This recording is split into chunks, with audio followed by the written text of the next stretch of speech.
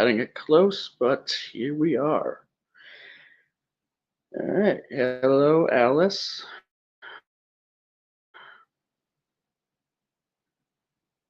Welcome, everyone, to Sea Monster Live, number 15, I believe. Yep. Oh, we got ourselves a little discussion that's about to happen on a certain movie that's just come out. I mean, you may or may not have heard of it, but it's some movie about an alien on something called Romulus. Yeah, all that good stuff. Here, hold on. I'll be back just a minute here. Think of it as like a brief commercial break, but yeah, just give me a minute. Or not even a minute, just a second.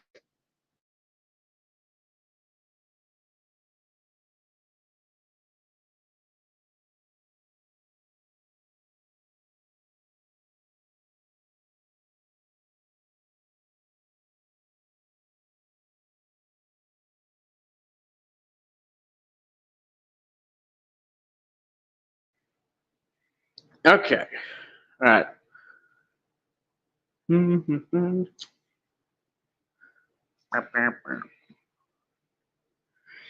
right. Yeah, just kind of easing the stream into it. So yeah, just to let everyone know, this stream will be we'll be discussing spoilers on Alien Romulus. So basically, if hello Minecraft world, how you doing? So if anybody has seen Alien Romulus, say I, I guess. If anyone has it, then say nay. I don't know, something like that, like a horse. I don't know. But I'm okay. All right, that's good. It's cool. But yeah, so we'll be talking about Alien Romulus in a bit. I have not seen it yet, but I plan to. Okay. Yeah, so this is going to be yeah, I mean, yeah, if you pretty much are planning on seeing it and you don't mind spoilers, okay. Okay. So yeah, it'll be like, yeah, this will be a spoiler stream or video or stream discussing spoilers on Alien Romulus. So if you plan on seeing the movie and you don't want anything spoiled, then I pretty much suggest exiting now or in the next few minutes while you still can. But if you don't mind spoilers or if you have seen the movie and you pretty much already know the details, then yeah, stick around. All right, we're bringing a guest on here. What's up? What's up? Yo, All give me a right, minute. yeah, we got. I got. How do you turn down people on the stream thing? Cause you are loud for me. Huh. Okay. Let me Hold up. try. Not sure. Audio. Ah. No, but it's like, is there a way that I can click on your profile and just turn it down or not? Let me see. Let me try. There is like a thing. I guess you could press edit mic settings for for me pretty much, and you could just reduce the volume. There should be a prompt there if you click on my face, pretty much. Weird. I cannot do that for me. Are you on Are you on mobile or? Yeah, I'm using a mobile here. Let me see. Looks like. Trying to figure this out. Okay. Audio. Yeah. Minecraft World's here. He doesn't mind spoilers. Cianimus is here. He's ignoring EFAP's stream for this stream. So. Oh, I need to edit my stream and say spoilers. Yeah. Hold up. Sorry, that's my microwave. Hold on, let me get that. Yeah, just work on. See if you can work on your end. Well, I'll be back in just a moment. All right. I'll do that in the meantime.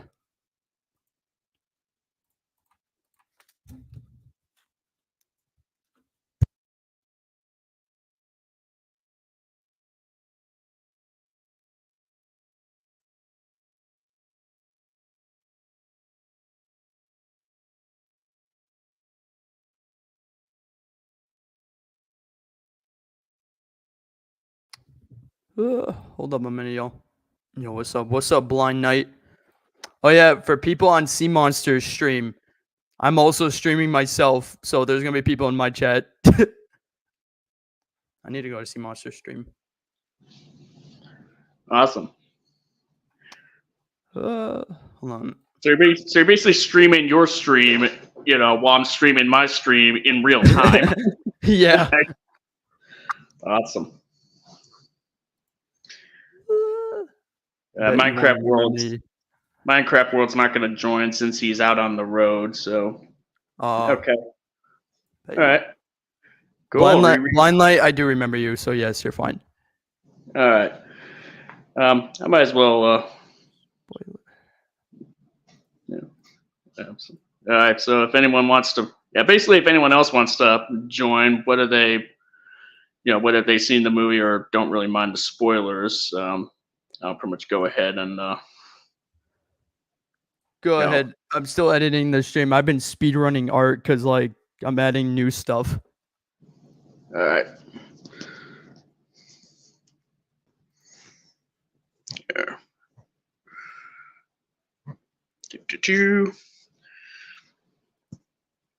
New source. All right. All right. StreamYard link in the chat. Oh, that's different. Mm-hmm.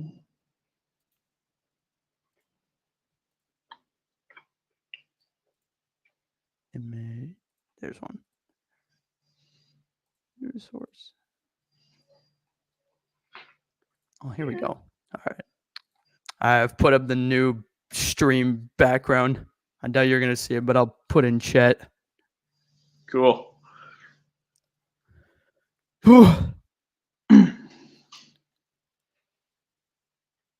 I need to get to you. I need to get to your stream. Let's see. Where's your stream? Oh, there it is.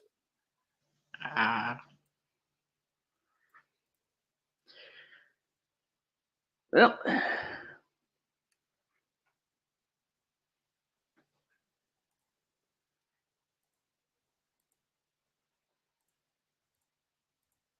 Almost as quiet as Stromo or Romulus. That's after a night with the Xenos.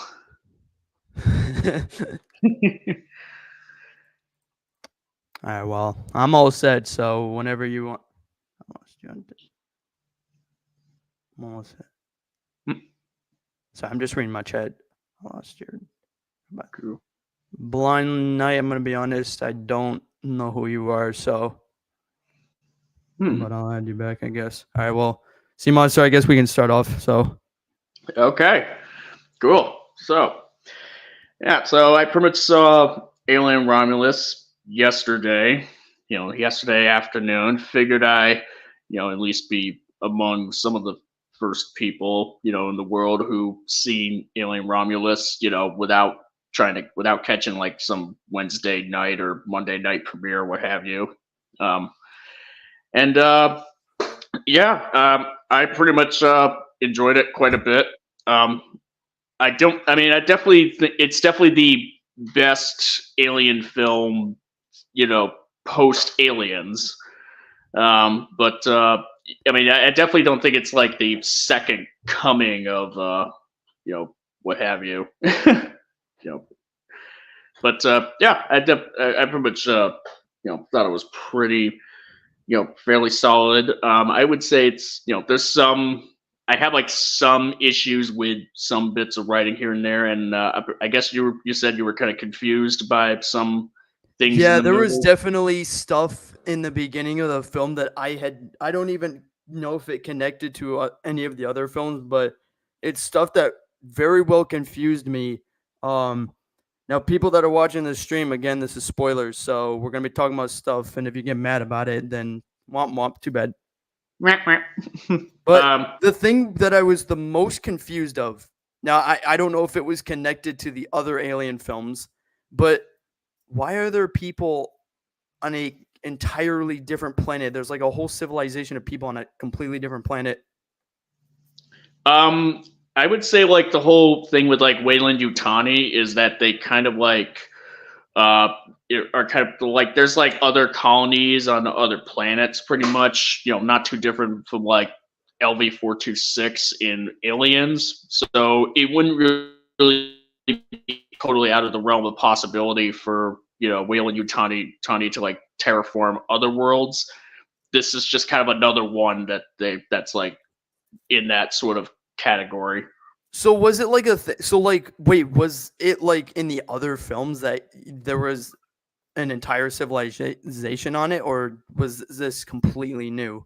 No, no. This is the planet that we start out on, at the beginning of the movie, or at least where Rain and Andy and everyone kind of start out on. It's a planet that we haven't seen before. Okay, but they have mentioned the whole civilization of people on it before, right? I'm not sure what you mean by the planet that we were on the beginning, like, because it wasn't Earth, it was something different. No, it's a different planet entirely. And this wasn't even mentioned in the other films, so this is completely new. Yeah, it's a completely new world. It's not the same world. Okay. It's not the same world as LV-426. The planet from the first two Alien films. It's not the same as the prison planet in Alien 3. It's not the same one, nor the same one that we saw in Prometheus or the one in Alien Covenant. It's a whole nother world. I was about to say it couldn't be one of those because. Yeah.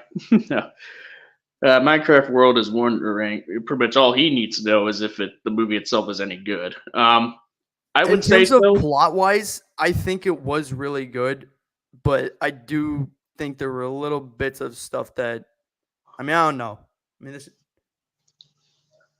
Yeah, there's definitely some. There's like some bits of writing here and there that I definitely think could have been tweaked to be a little better. But in terms of like the whole plot idea and like just the basic little like description of what the plot is, it's actually pretty good. But like me and Sea Monster said, there's definitely things that they could have like helped changed. Yeah, and there's and I would say there's some callbacks to the other Alien films, or at least like the first two, like basically certain iconic lines from the other films that in the context of this movie I honestly think didn't quite work all that well. I easily could have done without it. I haven't watched the original film, so I can't say. This is actually my first Alien film that I've ever watched. Oh. Yeah. Oh, okay. Basically, I would say a good example. Get away from her, you bitch. That's like the iconic line from Aliens. That's because it seemed like the way he said it, it seemed like, wait, is this gonna be some kind of iconic line or something? Yeah, it is. Like they pretty much tried to do a little bit of a twist on it because of the whole, with him having like the stutter pretty much, but because of the personality he has. But other than that, it's I honestly wish that they didn't include that line pretty much. And there's like another line that was said before by a different character that's a callback to a direct callback to like the very first Alien that pretty much that also could have just been left out of the film. Because like the whole "get away from her, you bitch," it seemed kind of cringe to me. Well, in the context of where that line originally came from, it's badass. It's just the way he said it was kind of cringe. Well, yeah. It's just the fact that it's even there at all, really. But yeah, for the most part, I definitely think that this movie handles the whole fan service, going on in there, like I would say better than a lot of other than what we've seen in other films. Let's just say, Yeah. um, like just I'm trying to think of like a few, just think about an example.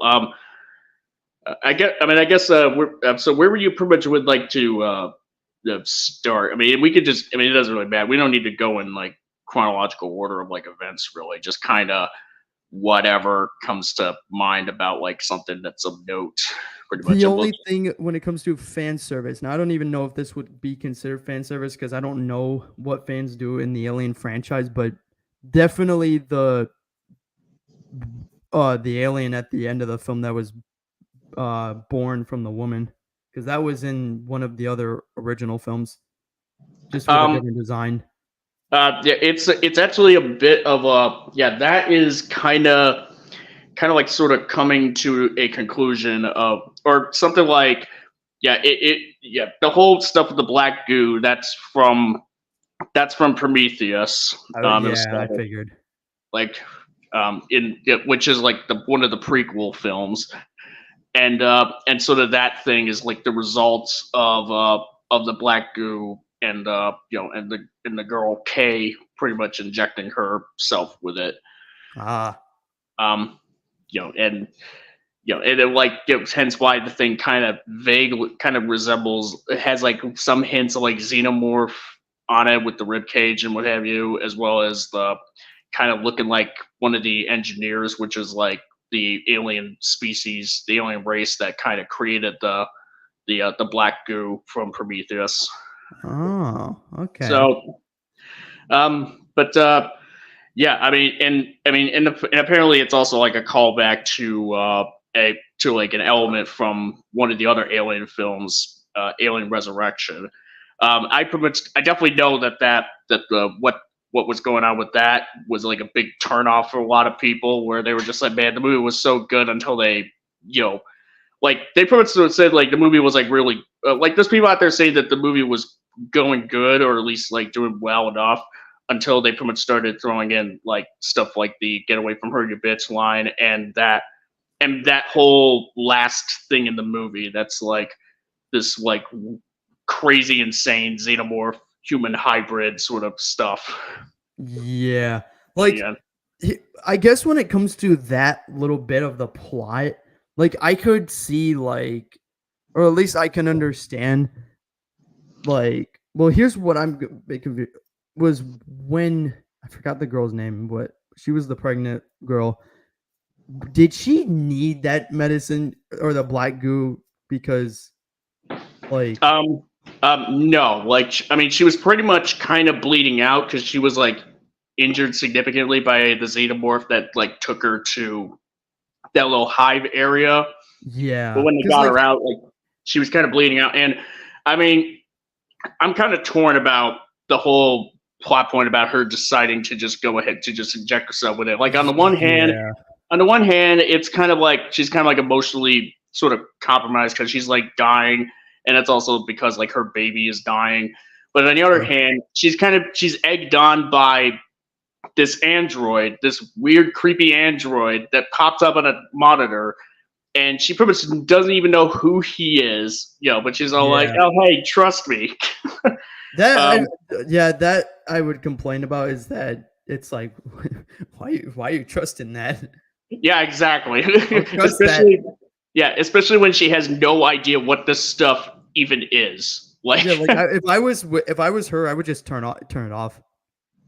If I was her, I would just I mean, she easily could have just like tried to like I don't know, like I guess she would need like help to like get into like cryostasis pretty much, but there wasn't anyone else helping her at that point in time. So I mean, and which is why I pretty much think, okay, yeah, she was kind of in a desperate state to like save, if not herself, at least like save her child, pretty much. Yeah.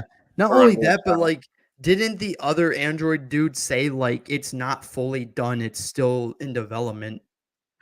I think it may be. I think that may be. Yeah, I swear they did because he was like, "Oh, it's under." I swear he did. Right. Vic is saying, I think because she overheard what it could do, and now the defects and not the defects, which at that point the characters didn't know either. Okay, so yeah, I mean, I think there I may have missed a line, perhaps, with that. Same. So that probably would help. I pretty much wouldn't mind seeing this movie again at some point. Just for maybe for funsies, mainly for funsies, though. Same. But I would keep my ear open for that. If they pretty much said anything about the defects, it would make sense. It's just like, with the plot of like the creature, being birthed and everything. If I'm gonna be honest, I didn't like it. But then again, with her bleeding out, it's like, I don't know. Maybe if she was bleeding a little bit, then I don't know. Yeah. Yeah, I mean, I really liked I pretty much think that I guess I'm maybe on an island for this, but I definitely think the whole concept of that sort of humanoid alien creature at the end was pretty dope. It was definitely really interesting. It's like it kind of like, yeah, it's like a really good example. Actually, does something with like the whole element of the black goo from Prometheus and to a certain extent Alien Covenant, and it actually kind of doing some kind of further just like detail like why this stuff is like really dangerous. Like it can either kill you or it alters your DNA and either kills you or turns you or part of you into something else, like completely different, something entirely new. Like a whole other organism. Because I'm like, you didn't pay attention to the movie, just like GXK. Like, it's like, no, I'm pretty sure we were paying it. No, we were paying attention to the movie. I'm pretty sure, or at least I was trying to. Same with me, but like with a whole movie, I'm not gonna memorize it on the first day. It's like, yeah. I'll remember like bits and pieces, and mostly like I feel like the important stuff, but then there's gonna be stuff that I won't exactly remember. Yeah, and not to mention like the whole theater experience could like affect your viewing of the film, which I mean, my first experience with GXK in the theater, was kind of was affected by exterior obnoxious forces, pretty much. With Alien Romulus, it was but with Alien Romulus, it wasn't really. It pretty much was less that. It was just like, I would admit I did. The newborn design, I'm gonna say I liked it better than like the other one, because the other one was just ugly. Like this one was scary. Yeah. Oh, Vic is saying the newborn had a better design than Resurrection. How would you rank the Alien films? I can't rank them all, but I'm just gonna rank this one 7 out of 10. Yeah. I would say it's like I'm definitely be willing to lean into 7, pretty much. I mean, like where I'm at, if I were to watch it more and more, watch it again, maybe it'll sort of validate, sort of like solidify. But if I had to rate it, I would say either 7.5 or like an 8 at best. You know what they also handled in this movie really good is they handled the deaths pretty well. Like, yeah, they didn't just do like chest burst after chest burst after, or like, the aliens like doing the mouth kill, and I'm glad they didn't do kills like that over and over again. Like each kill was its own thing. You had the chest burst scene, you had the acid kill, and then you also had like the mouth death with like the xenomorph doing you got like the chest burster killing the first girl. You had like the guy kind of getting covered in xenomorph acid blood after getting stabbed by its tail spike. I will say, I mean, that guy, after he was like electrocuting like the cocoon, pretty much, of where the xenomorph is. Yeah. And like, I don't know what I mean, and he was kind of like leaning in like closer because of the spike or something or what have you. But it's like, dude, why not just like start backing away from it? Like I don't know, if it, like it's like even if I assume that it's dead, I would still just kind of like keep an just eye walk on away. it. Like, don't even go near it. Like, just walk away. Yeah. Yeah, just don't acknowledge it. It's like it's like the really scary shit. Just don't entertain anything from it. Like after you do the shocky shock.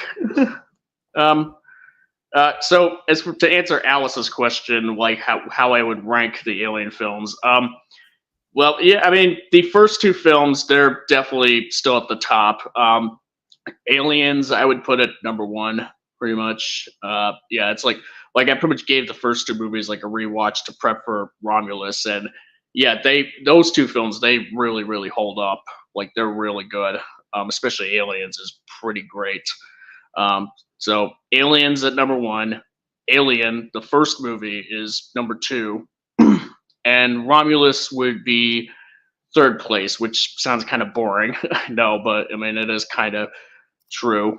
And then it's kind of, and I'd have to watch them again, but it is a bit of a toss up between Prometheus and Alien Covenant. Which I mean, I personally like those two films, but I definitely think that there were some pretty stupid shit that happens in them, and there's some missed opportunities here and there with them. And then Alien 3, and then Alien versus Predator, the first one, then Resurrection, and then dead last is AVP Requiem. So yeah, that's kind of how I would rank them. Yeah, basically Alien 3 and further down, as far as that ranking goes, that's kind of where you get into the stuff where I'm like, yeah, no, I could have done without them. Like I could kind of appreciate Alien 3 for for some conceptual ideas. You're welcome, Alice. Some neat stuff in that movie, and in the first AVP has like some action scenes that involve the aliens and predators fighting that are admittedly entertaining. Pretty much, it's just everything else surrounding it is pretty shit.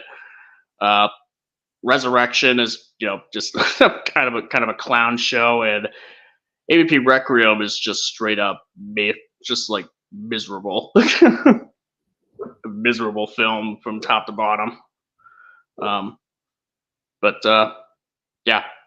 So like if anyone were to ask me what I think of what would be that ranking, that's pretty much my ranking. And I guess yeah, and I guess for Kraken here, he's only seen this one, so yeah. I mean, I've seen clips of the older films, but I've never actually had the time to actually just watch all of them. Cool. So pretty much what did you think of the characters in the film? Like, I actually thought they were pretty interesting. One of them, some of these people, I'm forgetting their names, but definitely,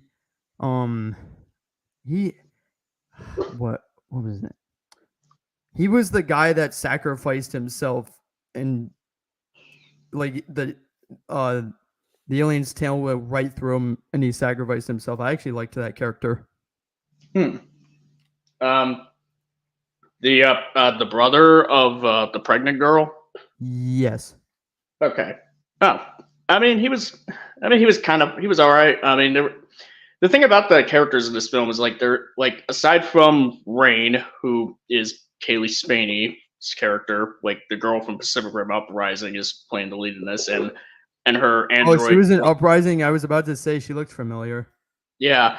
I mean, aside from her and her android brother Andy, like the characters as a whole, like they're pretty much serviceable, more or less. There isn't really a whole heck of a lot to them. I mean, Kay, I would say the pregnant girl, I would say stands out a little more beyond, mainly because I kind of seen her in some other stuff. Like she's She was the little girl from Transformers 5 and Sicario, Day of the Soldado, and she was apparently she changed her last name from Isabella Moner to Isabella Merced.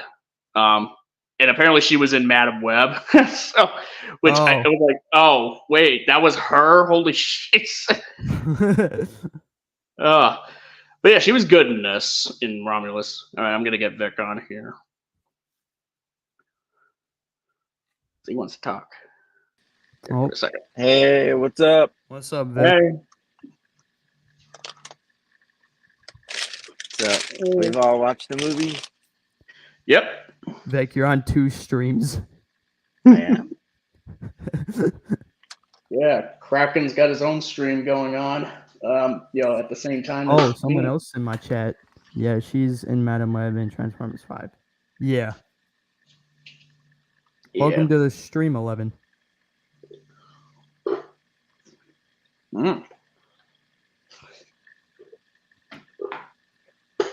So, Vic, have you seen the movie or not? Yeah. I watched it. What'd you think? On the 15th, and I thought it was really good. I liked a lot of the new stuff they brought in for the movie. Personally, I really liked, but I also kind of like dislike that it's sort of like a combination of like the first 4 original Alien movies, for better or for worse. So I have that little confliction in me. Cool. You know what? I just realized something. Oh wait, sorry. You read the comment first. Okay. Alice is asking, how should I start the Alien franchise since I've never watched a single film, even less than Kraken? Definitely watch Alien and Aliens first. Those are the 2 must watches out of all of them. And definitely start with the first ones because that's how just everything starts.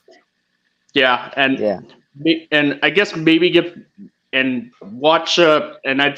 Prometheus and Alien Covenant a watch so that some elements in Romulus would give you, so that you'd have like some better context in terms of like certain elements like the black goo in Alien Romulus, and then watch Alien Romulus. I hate that. I hate that it makes a connection to the so-called prequels, because the only reason I don't like Covenant very much is just because of the lore reasons.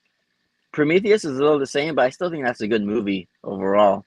But the thing is, my whole I guess viewing of the Alien franchise is Alien, Aliens, and then everything else is just like Elseworld kind of stuff, because I don't like how it goes from like Aliens to Alien 3, because I think Alien 3 is a good movie, but only I have to disassociate it from 1 and 2 just because I don't like how they treat the characters.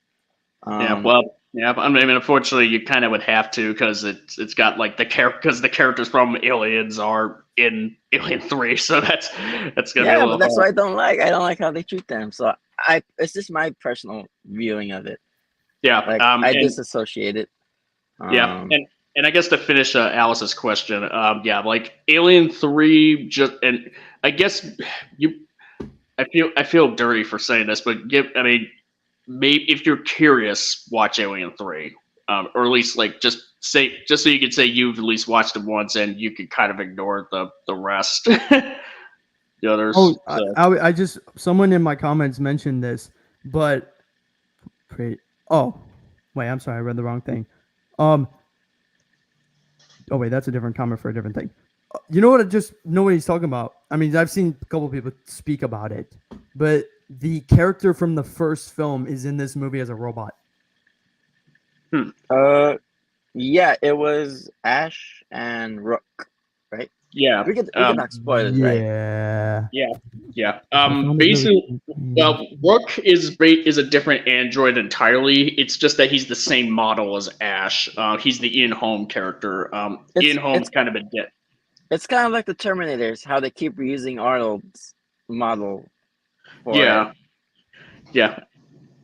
Which, by the way, I would say, what did you guys pretty much think of that, the inclusion of that android as a whole? You know, I mean, I don't.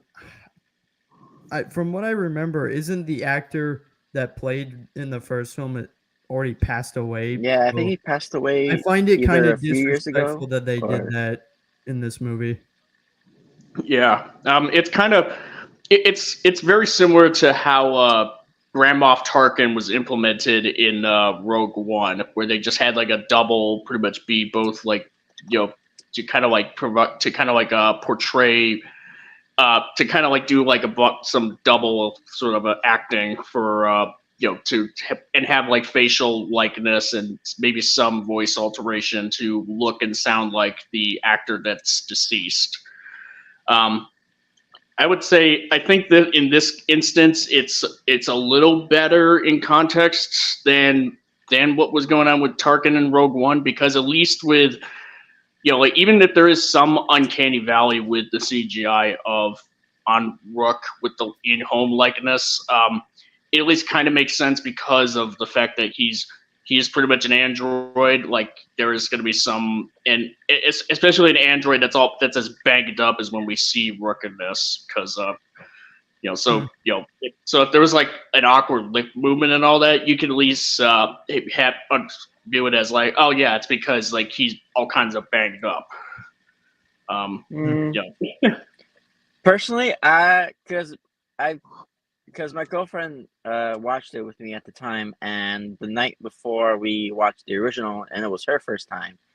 And then when we were in the theater and the character was revealed, I honestly hopped up in my seat and was like, "Oh, it's him! It's him!" But obviously, I knew like it wasn't really him because he died. He's incinerated in the original. Yeah. I mean, double so incinerated. figured, like he double incinerated because he got set on fire and then the ship blew up. Yeah. So I figured, it's probably like just the same model, but essentially it's the same character, essentially. And like, but yeah, I thought it was in concept, sure. Morally and like ethically, I'm like, I think there's like ways to do it, like, and ways not to. But overall, I think like story wise, it makes sense, I guess. Yeah, I mean, in the context of the universe, it makes sense, but I pretty much could have taken it or left it, pretty much. Yeah. I honestly, I was a little sad with what ended up happening in the Big Chap, because when I first heard like, oh, Big Chap's coming back, like I hope something happens. I would have been satisfied if we actually saw him do something, or we just saw him in the meteor thing. But we only really get to see the outline, and then his dead body. That's all we saw. Yeah. Oh, I want to make this comparison because I found this really funny. But in Romulus, with the whole civilization of people on a whole different planet, I'm gonna make this funny comparison, but it's like people going to Avatar or Pandora. Yeah. Actually, like that whole sequence in my mind, I was just saying, this is basically just Blade Runner. This is Pandora. Yeah, Blade Runner. Like they can breathe air. Yeah, but it's a thing. Like ever since the second movie, like, oh, it's a thing. Like I could see a world where like he's on Sea Monster stream. Who? The guy that was in my chat right now. Is it the fall of the 11th or? Yeah. Oh, here it is. Well, I have his comment pulled up. As I really enjoyed the movie, was happy to see them integrate the black goo from Prometheus and redoing the concept of resurrection, with them essentially flipping the final act. Yeah, I pretty much I definitely enjoyed it more than how it was done. How it was done. How that sort of concept was done here than how it was done in Resurrection. I was saying before, I like. Okay, maybe the concept for it, but I like the design better in Resurrection than I do here. Ooh. Wait, is he talking about like the xenomorph designs? No, I'm talking about the newborn or the hybrid. Oh yeah, baby no, thing. definitely. I like the newborn in Resurrection more because here it's kind of boring. It's just human with some xenomorph parts, whereas in the last one or Resurrection, it's like more of an integrated combination, I guess. Yeah, I don't know. Yeah, I don't know. Like they kind of made, they pretty much like the thing about Resurrection is like I don't know, like they pretty much try. I don't know. I'm not even sure what the. It's been a while since I've even seen that movie, but I wasn't even. But I mean, that scene definitely does kind of stand out in a way, but because of the whole newborn thing. But yeah, I don't know. I definitely think that Romulus kind of like did it better because like this heart, like it really was just sort of like this really crazy like abomination sort of thing that definitely looks like not quite xenomorph like, but definitely inhuman, pretty much. It's got yeah. 11. Just to let you know, I do see your comments in my video. It's just like I haven't been able to read them out loud, so my bad. Yeah, but I am reading. But I have been reading your stuff. Yeah, I mean, Fall of the 11th pretty much kind of put it best. Like Resurrection kind of tried to lean into like the sort of sympathetic nature of the newborn, like way too hard, as at points. Whereas like Romulus, it's just like this. It's just like no, fuck that, fuck that, get that thing out, get it out. Definitely get it out. Like it's like the offspring of Romulus, just like it's like a lot more to the point about like no, this is still like a really dangerous monster that really just like is a danger to everybody. It's like this thing. No, I'd say Resurrection had the same amount of that, just because it was so like creepy and dangerous. Like you knew like there's this side to it, but it's still a dangerous creature that they ultimately have to kill and get rid of. Oh. Yeah. I forgot to put the live chat in the background of my stream. That explains why I didn't see, like, even though I'm reading people's comments in my stream, it didn't pop up on my stream chat. It's my screen, my bad.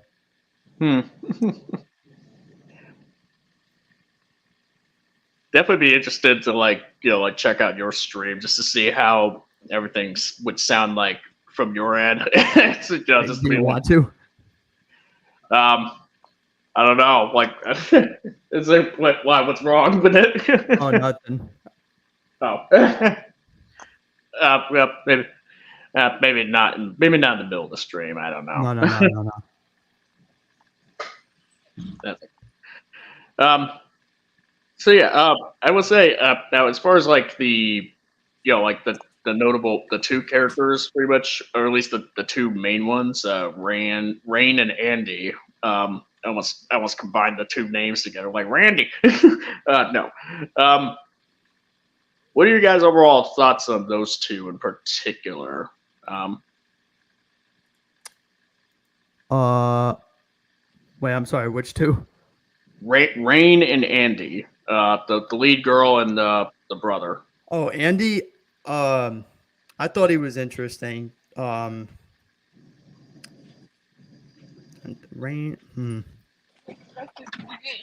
I don't know. I mean, I thought she was okay. Yeah, I mean, I definitely liked Rain quite a bit. Kaylee Spaney definitely held her own really well, I would say. And the character was pretty endearing. Like they pretty much made her like competent, but not like so super competent where it's just like you're not like in danger, like in fear for her pretty much. Like it's at a point like she's not Ray, let's just say, where you're like there's no tension of like where you're just like you're like so good at everything, you're like there's like no tension there. Rain definitely is definitely closer to Ripley in terms of like the fact that she's really terrified of the situation, and she's not invulnerable pretty much, but she can still when the survival instincts kick in, like she'll go all out, and do whatever she can. And Andy is definitely the most compelling character of the bunch because of the whole duality in terms of like where he starts out as like very almost kind of like as like a little brother of sorts, making dad jokes, pretty much, and being awkward, and just kind of and even sort of and pretty shy, to where like you really feel bad for him, especially when he's like in a vulnerable state, whether he's like getting beaten up by some a-hole kids or what have you, or when he's like, I felt bad for him, or when he's like incapacitated on the floor in the alien hive area, and you even see him sort of cry, shed a tear a bit, which really does make it add to like how these androids, like how an android in this universe, like even though they are like they are synthetic, even though they're not technically humans, they still can feel pretty much. There's like a potential there. But then you have like the other side of the coin when after he gets like that science officer sort of chip into him, he becomes like a lot more kind of where he just becomes like a lot more robotic, pretty much. And that demeanor shift is like really well done, and that actor did a great job. David Johnson, he was great in this. True. Yeah. Thoughts on Quiet Place Day One? I loved Quiet Place Day One. Haven't watched it yet. I'll get around to it. I found the one guy constantly ripping on Andy and giving him a hard time, even when told multiple times to stop, to be really jarring. Like, bro, how old are you again? Even with his reasoning. I mean, yeah. I would say that's kind of like, whoa. Water. Yeah, I got water going on. Hold on. Camera's on. Oh. Yeah. Yeah. So yeah, like that one guy who was kind of giving Andy like a whole bunch of shit because he's a synthetic. Yeah, I mean they kind of throw that line in there about him like having lost a bomb because an android kind of like followed procedure, to try to save a dozen people, but the mother wasn't one of them. It seemed like kind of a bit of a thrown in line. I definitely think there was a way they could have incorporated it a little better. For it's like, as opposed to having some character being like, yo, what's that guy's problem? And another one just be like, oh yeah, his mother died because of an android. Like, oh. Oh. I would say in that sense, it's kind of like how Ripley's character was with Bishop in Aliens. Because like she's very wary of how they can malfunction or how they'll act based on their protocols, I guess. Yeah. I would be interested in seeing Romulus potentially getting a sequel and seeing how much more they integrate the stuff from Prometheus, since it's clear they're setting up the Black Goo as something important. Maybe bring David back into the fold, since him and Weyland Yutani as a company are both now experimenting on xenomorphs and the Black Goo. That's the thing though when it comes to the sequel is I don't think it's necessarily a sequel, but it's definitely a series. They're making a series of the aliens going to Earth. I just hope it takes concepts from the prequels and not the actual. What they have. It's not actual canon because I just really don't like where they went with it. Like, I have no problem if they say, "Oh, we got the Black Goo from the I guess Big Chat DNA," because I think the Black Goo concept is really cool. But I want it to be, I guess, if they re-explain it, that the engineers did it versus or I guess the space jockey. if they redo it, because I don't know, for lore reasons, just because it's implied that the spaceship is like I guess centuries old or something, because the space jockey was like basically fossilized and stuff. Oh wait, I guess it's also implied that the alien queen from Aliens is still alive, right? The alien queen. Which one? Yeah, from Aliens, because it was essentially same thing as Big Chap, where it was pushed out of the airlock. Oh, the alien queen. Yeah. I'm trying to think. I mean, I think that one. Considering that they were like just still like a little over orbit still like fairly in orbit of LV-426. It's I don't know if it's quite as likely because with Big Chap it's like out in like the very like sort of pretty much like the dead of space pretty much. So it's kind of that one would be kind of Wait, but what would make it different? Because by that time the nuke went off on the planet, and then I guess they were still out of ways, because I don't know, but I think some time had passed by the time they were fighting the queen. Yeah. As far as like, and when we see the scene, she's out like she is in like deep space. Yeah. So I think she might still be alive. I would like to see that explored. Yeah, I guess that would be possible. It is kind of. Excuse me. It's pretty much a little. I would say, considering that. Ooh, that's interesting. What? The Xenomorph King, if there is one. Come on, we need it. Yeah. Give us like a giant fucking thing bigger than the queen. Yeah.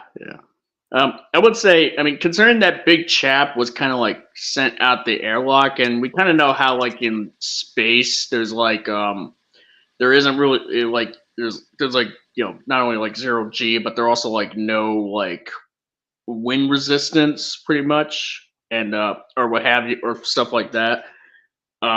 It would be kind of curious like how the Xenomorph, how Big Chap was able to like, or it would just kind of end up being at a place that's like somewhat, in a place where Weyland Yutani would be able to like easily retrieve him when he's in that asteroid.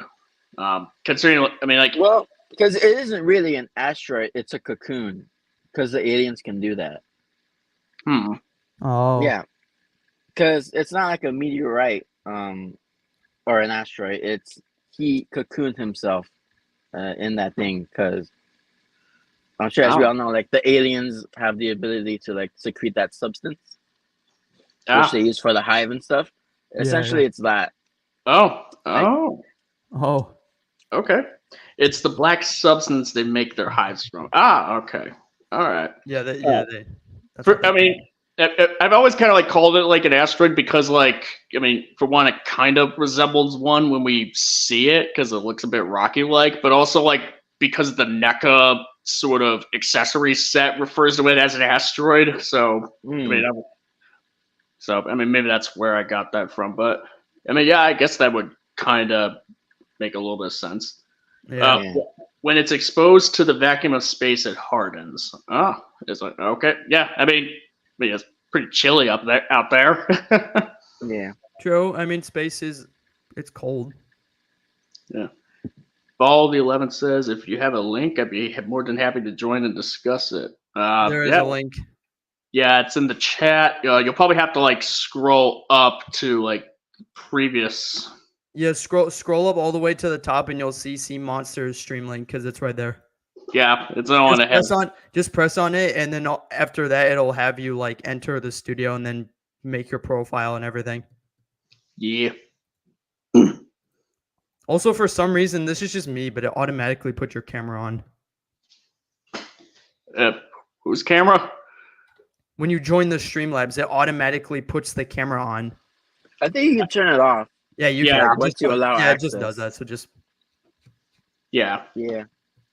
So basically, if you don't want anyone to see see your person pretty much, and just show your avatar, you just turn your cam off.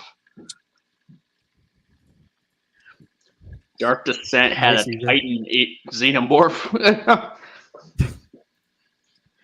Wow. Speaking back to the Rain and Andy thing, I thought they worked really well together. I enjoyed seeing their relationship and stuff.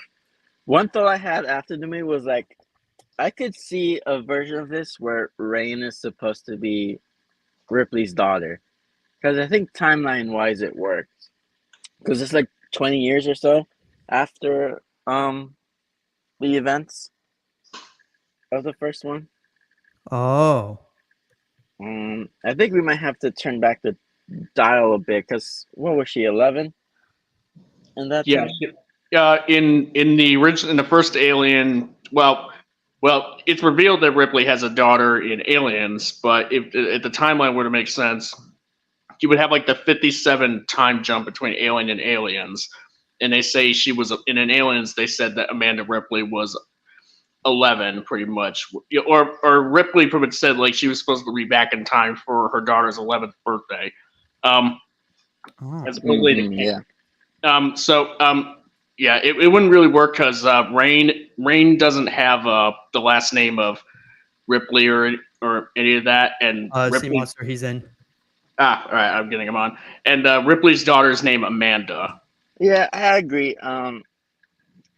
Yeah, it would have to have some changes, but I think a version could work if you like change the names and stuff. Like, but yeah, the only downside would be you'd have to make Alien Isolation non-canon, because I think it is canon, right? Hello. Okay, yeah, just double checking my microphone works. Sorry. It's working. Yeah, your mic's all good. Okay, what's up? Welcome to Two Streams. Yeah, not much. I actually thought it was actually a pretty decent film, way better than Covenant. I never saw Covenant because a lot of people said it was ass, so I didn't watch it. The problem is that it feels like two different movies stitched together. Like it feels like a Prometheus sequel, but then it feels like someone just said, "Oh, you need to include the first Alien because that sells." Yeah, I mean, the fact that the original plan was for Prometheus to be a trilogy, it does kind of make Covenant seem sort of like this weird sort of film that kind of follows up on Prometheus, but in a way where it's like it just kind of cuts off where Prometheus was initially going to go, like kind of abruptly. And then that's it's what like I'm hoping the TV series. I'm hoping that kind of deals with it because that's meant to take place, I think, either slightly before or after Prometheus. It's meant to take place like 30 years before Alien. Are you talking about the TV series where the aliens are going to Earth? Because that's the one that's coming out in 2026, I believe. I'm referring to the one that's being executive produced by Ridley Scott, and it's being done by Noah Hawley. Oh, okay, then you're probably. It's called Alien Earth. Yeah, that's the one I'm talking about. Yeah. Oh yeah. Like some details came out about it. Apparently, it's meant to take place 30 years before the first Alien, and it's going to focus on Weyland-Yutani as like a newly formed company or like conglomerate. So like they're not the Heartless Company that we know them as in the main films, but they've apparently got their fingers and hands in everything. And that's apparently coming from Deadline. Interesting. So I'm interested to see where they take that. I'm curious to see what happens because it's like the aliens are going to Earth, and if it's taking place way before the first film, it's like I don't know. I just hope they don't do what they did with Halo. Just God no. But I'd say what kind of, because I know you guys were discussing like some of the problems that you had with Romulus, but is there anything like you really disliked? Not that much. I don't can't really know. think. There isn't really anything in the movie. There's nothing in the movie that I would outright hate, but there were definitely things in it that I definitely could have tweaked or even just kind of left out. I guess there was one thing for me at least. I mean, it's not even just a little. It's not even full on dislike. I guess it's more of just a little bit of dislike. But it was the aliens' design. I didn't like it a little bit, but at the same time, I kind of do. Which one are you talking about? The hybrid? No, the xenomorph design. Oh, I thought it was awesome. I thought it looked great. I really dig like how this movie was like put together on the technical aspect. Like the xenomorphs was kind of like a great balance between like practical effects and CGI, pretty much, and it looked really great. Like it definitely, like they were definitely like trying to like go back to like the roots of the first film, or even the first two, or even the second film, where there was definitely like where we don't really need to see the xenomorph a whole heck of a lot, but when we do see it, it leaves an impact. Well, I do like the fact that they didn't just use CGI all the time. Like that was nice. Like yeah, and when the even CGI for the face huggers, like a lot of like even for the face huggers, there were scenes that were CGI, and then the rest like they weren't, and it was like I like that. I will say there was one moment with the CGI where I was like, eh. And it's not even the complaint that I'm hearing most people have, because I don't mind the android, although I can understand the implications of including it. For me, I really didn't like the scene where the xenomorph just randomly catches rain for like no reason. Yeah, I mean, I guess on the one hand, the xenomorph was like, nope, you're gonna get impregnated with a face hugger or die horribly. Yeah. I ain't done yet. Oh wait, are you talking about? Oh yeah, wait, the catch scene. Are you talking about the xenomorph when rain was falling and then it just caught her? And that was so weird. Why did it do that? Like I can only understand. Like the only reason I can think of it is that it wants to probably impregnate her because like she just wiped out all of the others. But the weird part is that it didn't like. For me, it's so weird because it didn't hold on to her. It just put her on the railing. For me, the weird part was that with how long she was falling and the speed she was falling at, wouldn't she just kind of blast through the tail and like rip it off? I'm surprised like that, wouldn't like if the xenomorph grabbed her, wouldn't the xenomorph's tail more likely get ripped off? That or the xenomorph's body would fall with her. Yeah, that's what. Like there's no way that it had that type of strength to catch her with that type of speed that she was falling. It's like nah. Hey man, like the pulse rifles, they pretty much have like light armor piercing rounds. Like, so who knows? The xenomorphs may have like really thick bodies on them. That's another problem actually I had, because they like during the scene with the smart gun, they make a point that she's like, oh, you're low on ammo. Like you know how they focus on the ammo bar and how it's like getting very, very close to the end. And I think either Andy tells her, he's like, oh, you're like about to run out. And yet, like for the next 10, 15 minutes, they still blasting shit. And he's got enough bullets to do that he can fall down the shaft and like blast the alien in the face. Oh yeah, that's right. Yeah. I mean, well, when she was falling, she lost the gun out of her hand. Yeah, well, the gun was like kind of latched onto something pretty much. And then she kept falling fast more, and then eventually Andy was able to get the gun. See, for me, that would have probably been a more interesting like way to go if the moment when the gravity gets turned on, if they actually did have the balls to kill Rain, and it kind of the next film focuses on Andy, so you can kind of continue that David storyline, but you can kind of do it in a new way. Oh yeah, that's like another thing when it comes to the gravity scene that I was like, wow, why? Like I understood that the goal was to go up the tower, but like when the gravity was on and when the acid, it was like, turn it off.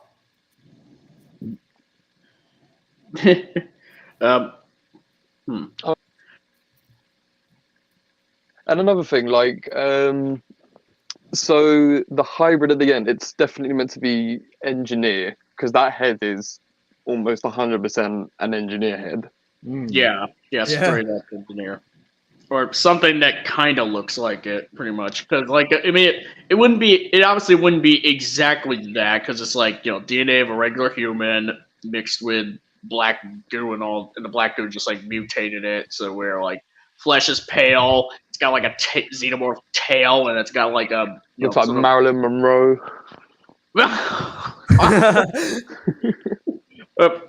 Wait, Marilyn Monroe. What? Oh wait, Marilyn Manson. Sorry, I get those. I always mix them Again, up. I was about to say, wait a second. What version of Romulus did you see? It was in her later years. Oh. But I don't know. I guess what kind of, if you're going to do a, because I know that Fede Alvarez just came out and he says that he's interested in doing an R-rated Alien vs Predator movie with the director of Prey. Like he wants to co-direct it with him. Oh, I heard about that. They want to do like another Alien vs Predator movie. I'd be down for that. Yeah, I'm really hyped for that. I just hope, like, because this is what I was thinking when I didn't know this. When the Alien Earth series was announced, I was like, wait, is it going to be after Romulus? Because that's what I thought. And it's like, oh, if they're going to do an Alien vs Predator film, I'm like, oh, maybe it's going to be connected with that. But now that Alien Earth is like way in the past, I just want them to do more stuff from the comics. I didn't even know they had comics. Oh, the comics are great. Yeah, there's lots of Alien comics out there. Yeah, I figured the big franchise. Yeah, all I could say about about all the crossovers and stuff. I didn't hear about it. No, why? Well, yeah, you got like Alien vs Batman. Yeah. What? Yeah. Okay. Isn't there like an Alien versus Predator versus Batman? Isn't that? You've got. I think it's Predator versus Batman or Alien. No, versus but Batman is I one think of them. I think there's a combo comic. I want to say there is. I Batman fights fucking everyone. Hold on. I know what it is. No, get ready for this. Alien versus Predator versus Terminator versus RoboCop. I'm pretty sure. My goodness, there's an actual Batman and Alien comic. What the hell? Yeah. Bro. Well, actually, it's Batman versus Predator, but it could be Batman versus Alien as well. Well, no, I'm looking at the comic pieces. It's him fighting an alien. Yeah, and there's also the fan film where he fights the Predator. So yeah, Kirk Harley. Kirk Kirk Harley is in that one. The '98 suit actor for Godzilla. He plays the Predator in that one. Awesome. Okay. Cool. As far as like a new AVP movie goes, take it out of Earth. Don't have it on planet Earth. Like, just move away from there. Like, no, it should be like the game where it's on an alien planet, but you're following like through the colonial marines. Yes. It has to. Yeah, it has to be like that. Like no ancient predator pyramids in Antarctica. For the love of God, no, for the love of God, don't do Requiem. Please don't do. No, definitely don't do Requiem. That movie is cancer. Like that movie just. Like, I can't tell you like how kind of scared I got for a second when I saw that she was pregnant. I was like, oh God, are they gonna do? And then it sticks out its tongue at her. I was like, oh God, are you gonna do Requiem again? Are we getting another hospital scene? Oh. Am I gonna get like an exploding pregnancy with like aliens inside? Yeah, Catsman says, and no aliens injecting eggs into pregnant women. Exactly. We don't need that. It's like that's something I was concerned about at the ending of Romulus. I was like, wait, are they gonna do that again? Where she survives, but then when they go to Earth, there's gonna be a bunch of aliens. That's something I was concerned. I was like, oh no. But she's not going back to the Earth. She's going to the planet that they were all meant to be going to, aren't they? Vaga or something. Yeah. Oh, I thought they were trying. I thought they were trying to get back to Earth. That's what I thought. No. Because when they get on the station, the journey to the planet they want to go to is like 9 years. But when they get on the station, the cryo pods only have enough for like 3 years. Yeah. So they're like, oh, that's why they go further into the station because they're like, oh, we have to find the fuel for it. Yeah, and then they just kind of pull out the cryo fuel pretty much, and I think it kind of sets off an alarm for like the room to like thaw out, and that's when you get the face huggers. Well, did you notice the machine that was 3D printing the face huggers? I didn't quite catch that actually. So if you go watch the film again, during the scene where all the face huggers are in the walls, in like the cryo packs, in the foreground as it's like panning to the right, you see a machine, and I don't know if it is a 3D printer, but the shape of it just looks like one. And on the table there's like it's either a half completed or a half sliced open face hugger. I don't think I remember seeing that. Because we don't see any eggs in the film, I've seen a lot of people pointing it out as well, and I had to go back and check it. Oh yeah, we never saw an egg. The only egg in it you see is the hybrid. That's it. Yeah, that's it. I know that the camera like pans out, and then we reveal like a monitor showing a face hugger, and which kind of reveals to us that like, oh, by the way, folks, guess what's about to happen? It's literally just before, or I think no, it's just after. You see that little monitor where it's like 36 face huggers or 36 specimens, and as it's panning to the right, it's really quick. But like you'll see it on the table. I don't know if it's 100% a face hugger, but again, because you don't see any normal face hugger eggs, and all the face huggers are in cryo packs in like the laboratory.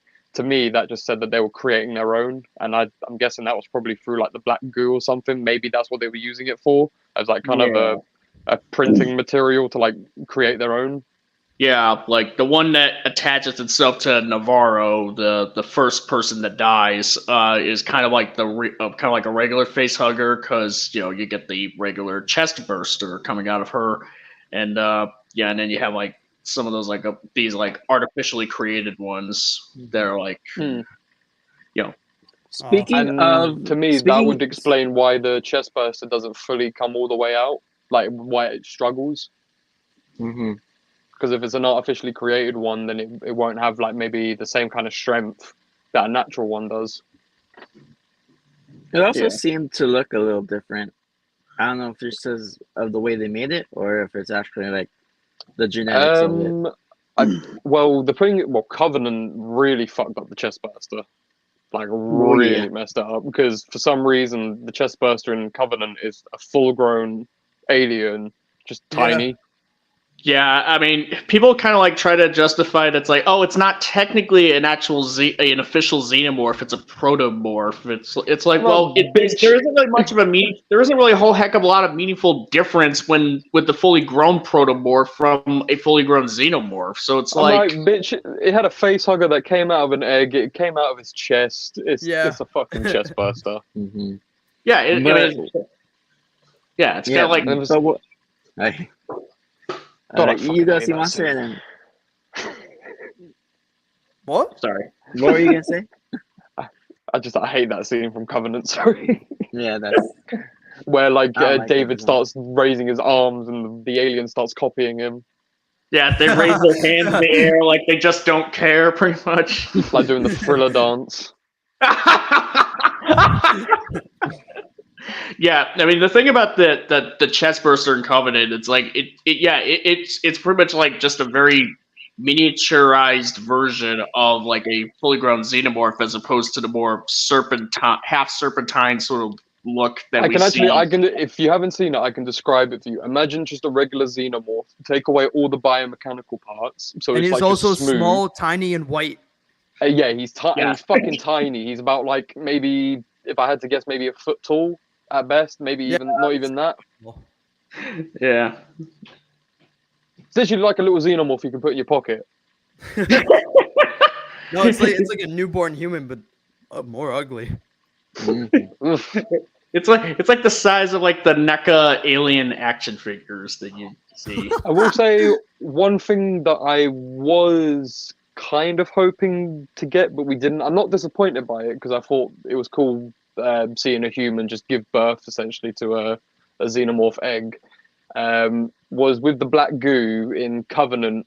you see it kind of affect people differently in that the alien inside tries to come out not through like an orifice but like through the back or like any way it can really, or like through the throat.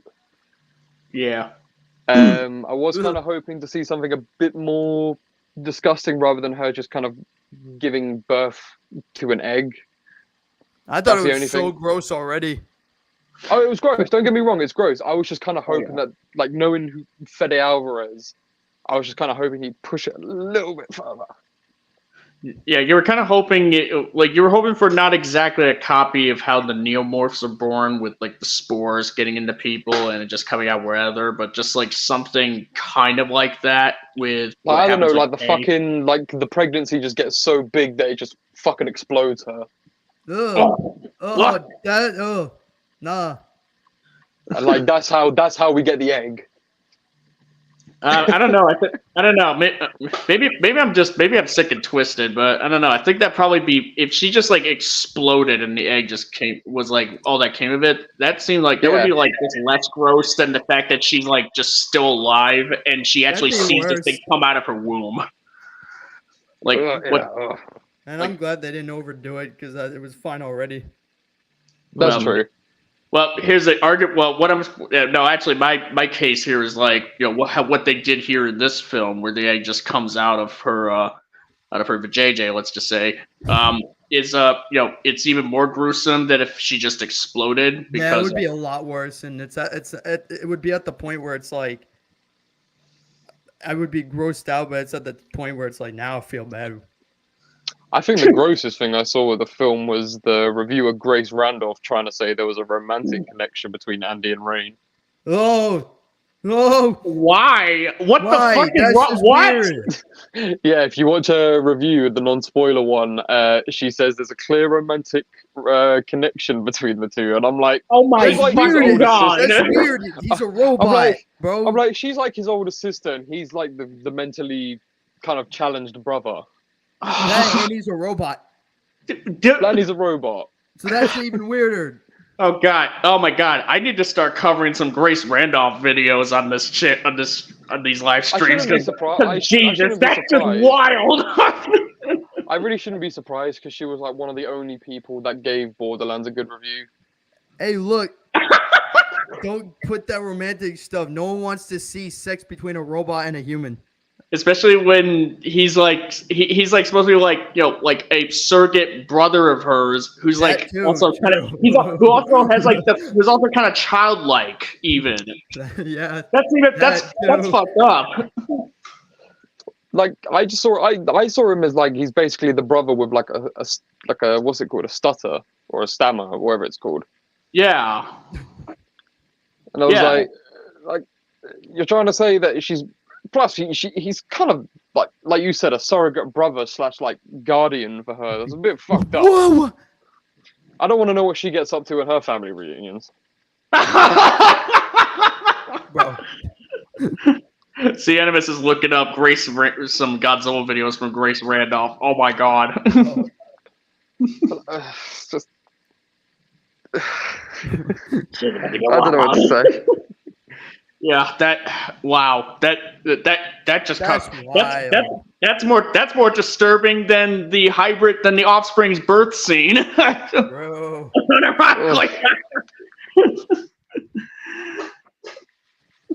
That's more disturbing than the movie. Like I was like, what kind of fucking movie did you watch? What kind of movie were you hoping to watch? That's like, what? Yeah, I was like, where was the romance? When he nearly abandons her to die on the station? Yeah, when she abandons him to die on the station. Oh, yeah. My bad. Yeah, misspoke. Unless if she's talking about romantic scene, the only scene I can think of, which I'm not even gonna count it as romantic, but it's the scene where she came back for him. Yeah. But I wouldn't even count that as romantic. But if she thought that, then whoa. It's not romantic. She's like going like, where the hell do you get that? Like maybe her and Kay's brother at least like those two would have made sense. But he died. But he was killed by the xenomorph. So it's like, well, okay. She called -1 a flop. for not making $500 million. Despite What the you fact that mean? it only has like a $15 million budget. 15 million or less, and it made like 120 Imagine, million bro. worldwide. Imagine only thinking that movies are good just because of how much money they make. Imagine. Again, she is the. You know how Borderlands was on 0%, Yeah, and then I it went know. up, and then it went up to 3%. Who do you think was the person that put it up to 3%? Oh wait, oh yeah, I know. Oh, I know. I mean, it's at 10% now, so apparently she's not the only one. And I think she had to be called. She had to be told by the company to put it up. Wayland Yutani told her, "You must bring Borderlands up from 0%." They were like, "You said you like the movie, yeah? Put the fucking review up." Yeah. I mean, yeah. Apparently, she's done all the MonsterVerse from the looks of things, according to Obscenimus. Yeah, we'll get it. Oh yeah. I'll definitely be trying to look over some of those videos there, and see like She has a habit of liking movies that pretty much everyone else universally despises. Yeah, -1 made for less than 10 million, but it broke even 4 times over. Yeah, and she Yeah. But no, Katsubu, don't you understand? It's a flop. It didn't make 500. It didn't make $500 million, so it's a Didn't they flop. announce It's a Didn't they, horrible film because it barely made money. Isn't the guy who made it making the sequel? I'm not sure. I actually don't don't even think know if so. it was announced or even greenlit for a sequel. Or maybe he was saying that he wanted Wasn't to it do like- one. I might be misremembering. Wasn't it announced that like a different guy is gonna do? I think it was something Godzilla. I think they announced it. They Yeah, announced, announced like a like- suit movie for Godzilla. Alien versus Godzilla. Yeah, but then they also announced the guy doing it. Yeah, yeah. I'm pretty sure they did. Yeah. Yeah.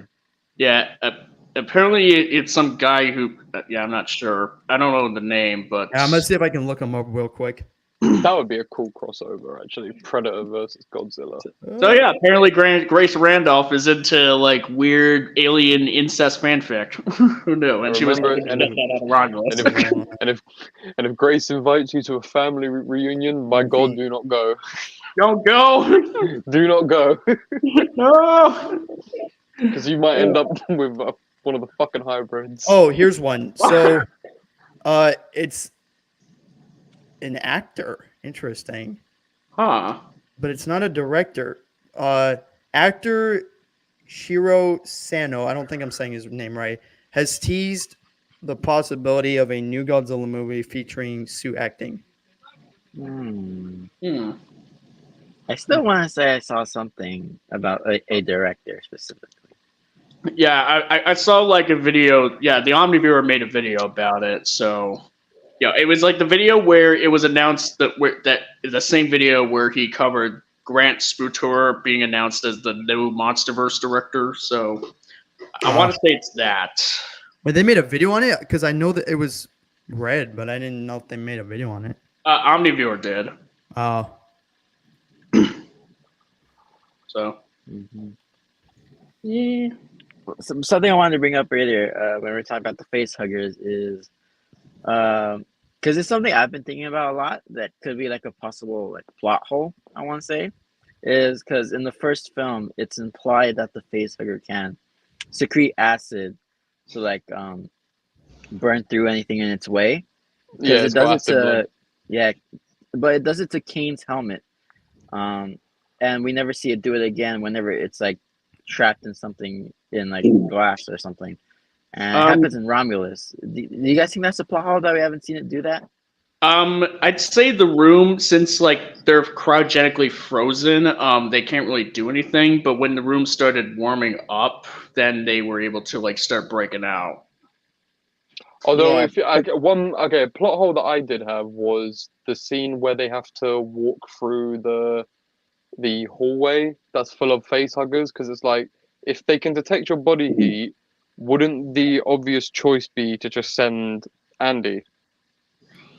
Well, I think they all had to go because Yeah, they all had to go. There wasn't really any. Sorry. Okay, let me explain it a bit more, because you know how they said once you go in, you can't feel any fear, you can't sweat, you can't like panic or worry even, because like even the slightest bit would set them off. Because Andy doesn't feel any of that, and when we see them walking through, he doesn't have any issue doing it. Why doesn't he just walk through, go up to each face hugger, and then like deal with them? They also did well. If he were to try to like deal with one of them, there could be like it could kind of go like all sorts of crazy like for survival instinct, and it would set all the others off pretty much. Okay, that's a fair point. True, because you gotta realize there was a lot of them in there, like a lot. Yep. Yeah, it might have taken too long, especially since by then the time had lessened before they entered the ring. So Yeah. That's fair. Yeah, because the ship crashed and the shuttle kind of crashed into the ship, the station, and the station started getting closer to the ring as a result. Yeah. I'd say it was a pretty effective plan for what it is. Since the only thing that like ruined it was the radio call. The only other thing, and I'm not going to say it's a plot hole because it's kind of just like a curiosity. Isn't it a bit weird that they were able to find the xenomorphs so quickly from the Nostromo, but yet it takes them way longer to find Ripley? Yeah. Actually, okay, so considering it is a decommissioned space station, it's implied that some time had passed since they found Big Chap. But I don't think there's anything to indicate when they found him at all, because I mean, it still looks like the Nostromo wreckage was still pretty fresh. Maybe. Yeah. Well, all the pieces were close together. That's why I'd assume that like it must have taken place shortly after, because if it had been a while, you'd expect the debris to be a bit more scattered. Yeah, I mean, if there was like a signal that, like considering that, let's consider this like Weyland Yutani, sent out the shuttle. It would have to take like years to get to from where the shuttle came from to the wreckage of the Nostromo. And it would probably would have taken some time to like get to the station, to the Romulus station. Not sure where I'm going with this. Okay, well, so assuming that if it just assuming everything just starts from the first movie, let's say the company has the records of the xenomorph and stuff, because in the second movie they say they don't, but I'm pretty sure that they probably they lie all the time. Yeah. They're full of shit. Assuming they know that there's the xenomorph is a thing. Are you guys experimenting on xenos? No. Yeah, it's implied that the harpoon Ripley hit Big Chap with has a tracker on it, right? It's assumed that because we get a close up of it, and I think there's a line that they found it through that. I don't know, I don't remember that, but I know that there's a close up, and I assume it's implied that they tracked the harpoon gun. I mean, that's possible. Yeah. Although for me, the only reason I was just a bit curious about it is because wouldn't the cryopod or whatever Ripley puts herself in at the end of the first movie, wouldn't that have been tracked? It's not how they find her in the second film, or did they just stumble across her? I think yeah. It says that they just stumbled upon her, or at least that's what Burke, assuming that they're telling the truth. That's just what Burke told her. Like, oh, it just so happens that this freighter, I think it was like a space freighter thing. I mean, to be fair, like knowing them, it could have been that they were just leaving her, and then once the outbreak got out of control, they needed to bring her back. She's the only one that's really had much experience with it. Yeah, I guess so. But that was like sometime after they fired her or something after the meeting.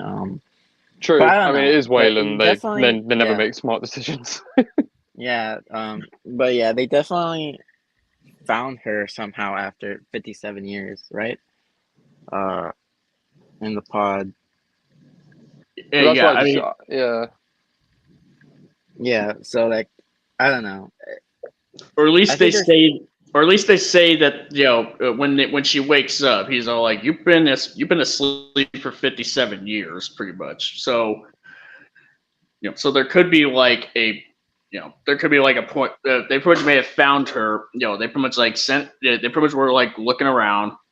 Then they stumble upon her, and then there's like years of bringing her and Jonesy the cat back to Earth or wherever the station is that they took her to. Yeah. And there you go.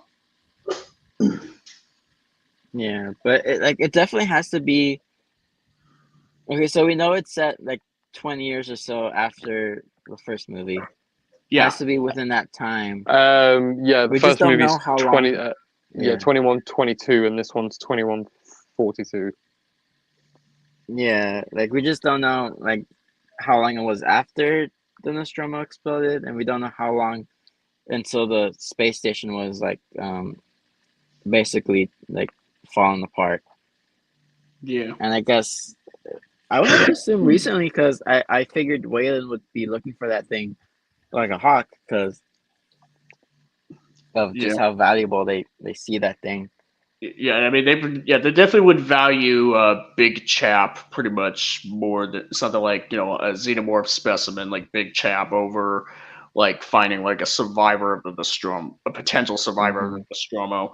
I will say it's kind of interesting. I mean, I didn't even think about this until like probably like earlier today, but I mean I did hear something like, but I kind of like thought like, hey, wait a minute, how come like considering that the Romulus station is like careening towards the Jackson's rings, which is like this belt, and it's about to crash into it. Like when it was like getting into like the proximity of like of that planet, and Weyland-Yutani is on there, like wouldn't they have just like sent some people to that station to kind of like see what was going on in there, before? Yeah.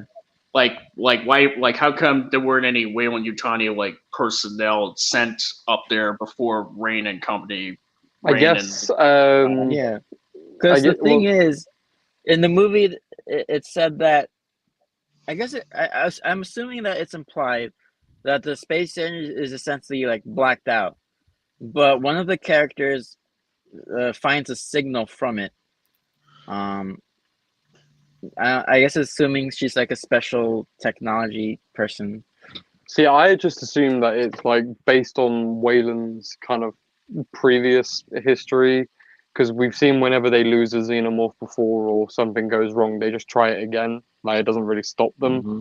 That with the space station going into the belt, I put it up to Wayland was just like, you know what, just leave it. Like who cares about it? Because like we can just make more of it, and because our characters were the only ones really desperate enough to go onto it to get the cryopods, that's why it kind of all happened. And then since Andy puts the disc inside of himself, that puts Wayland's directive.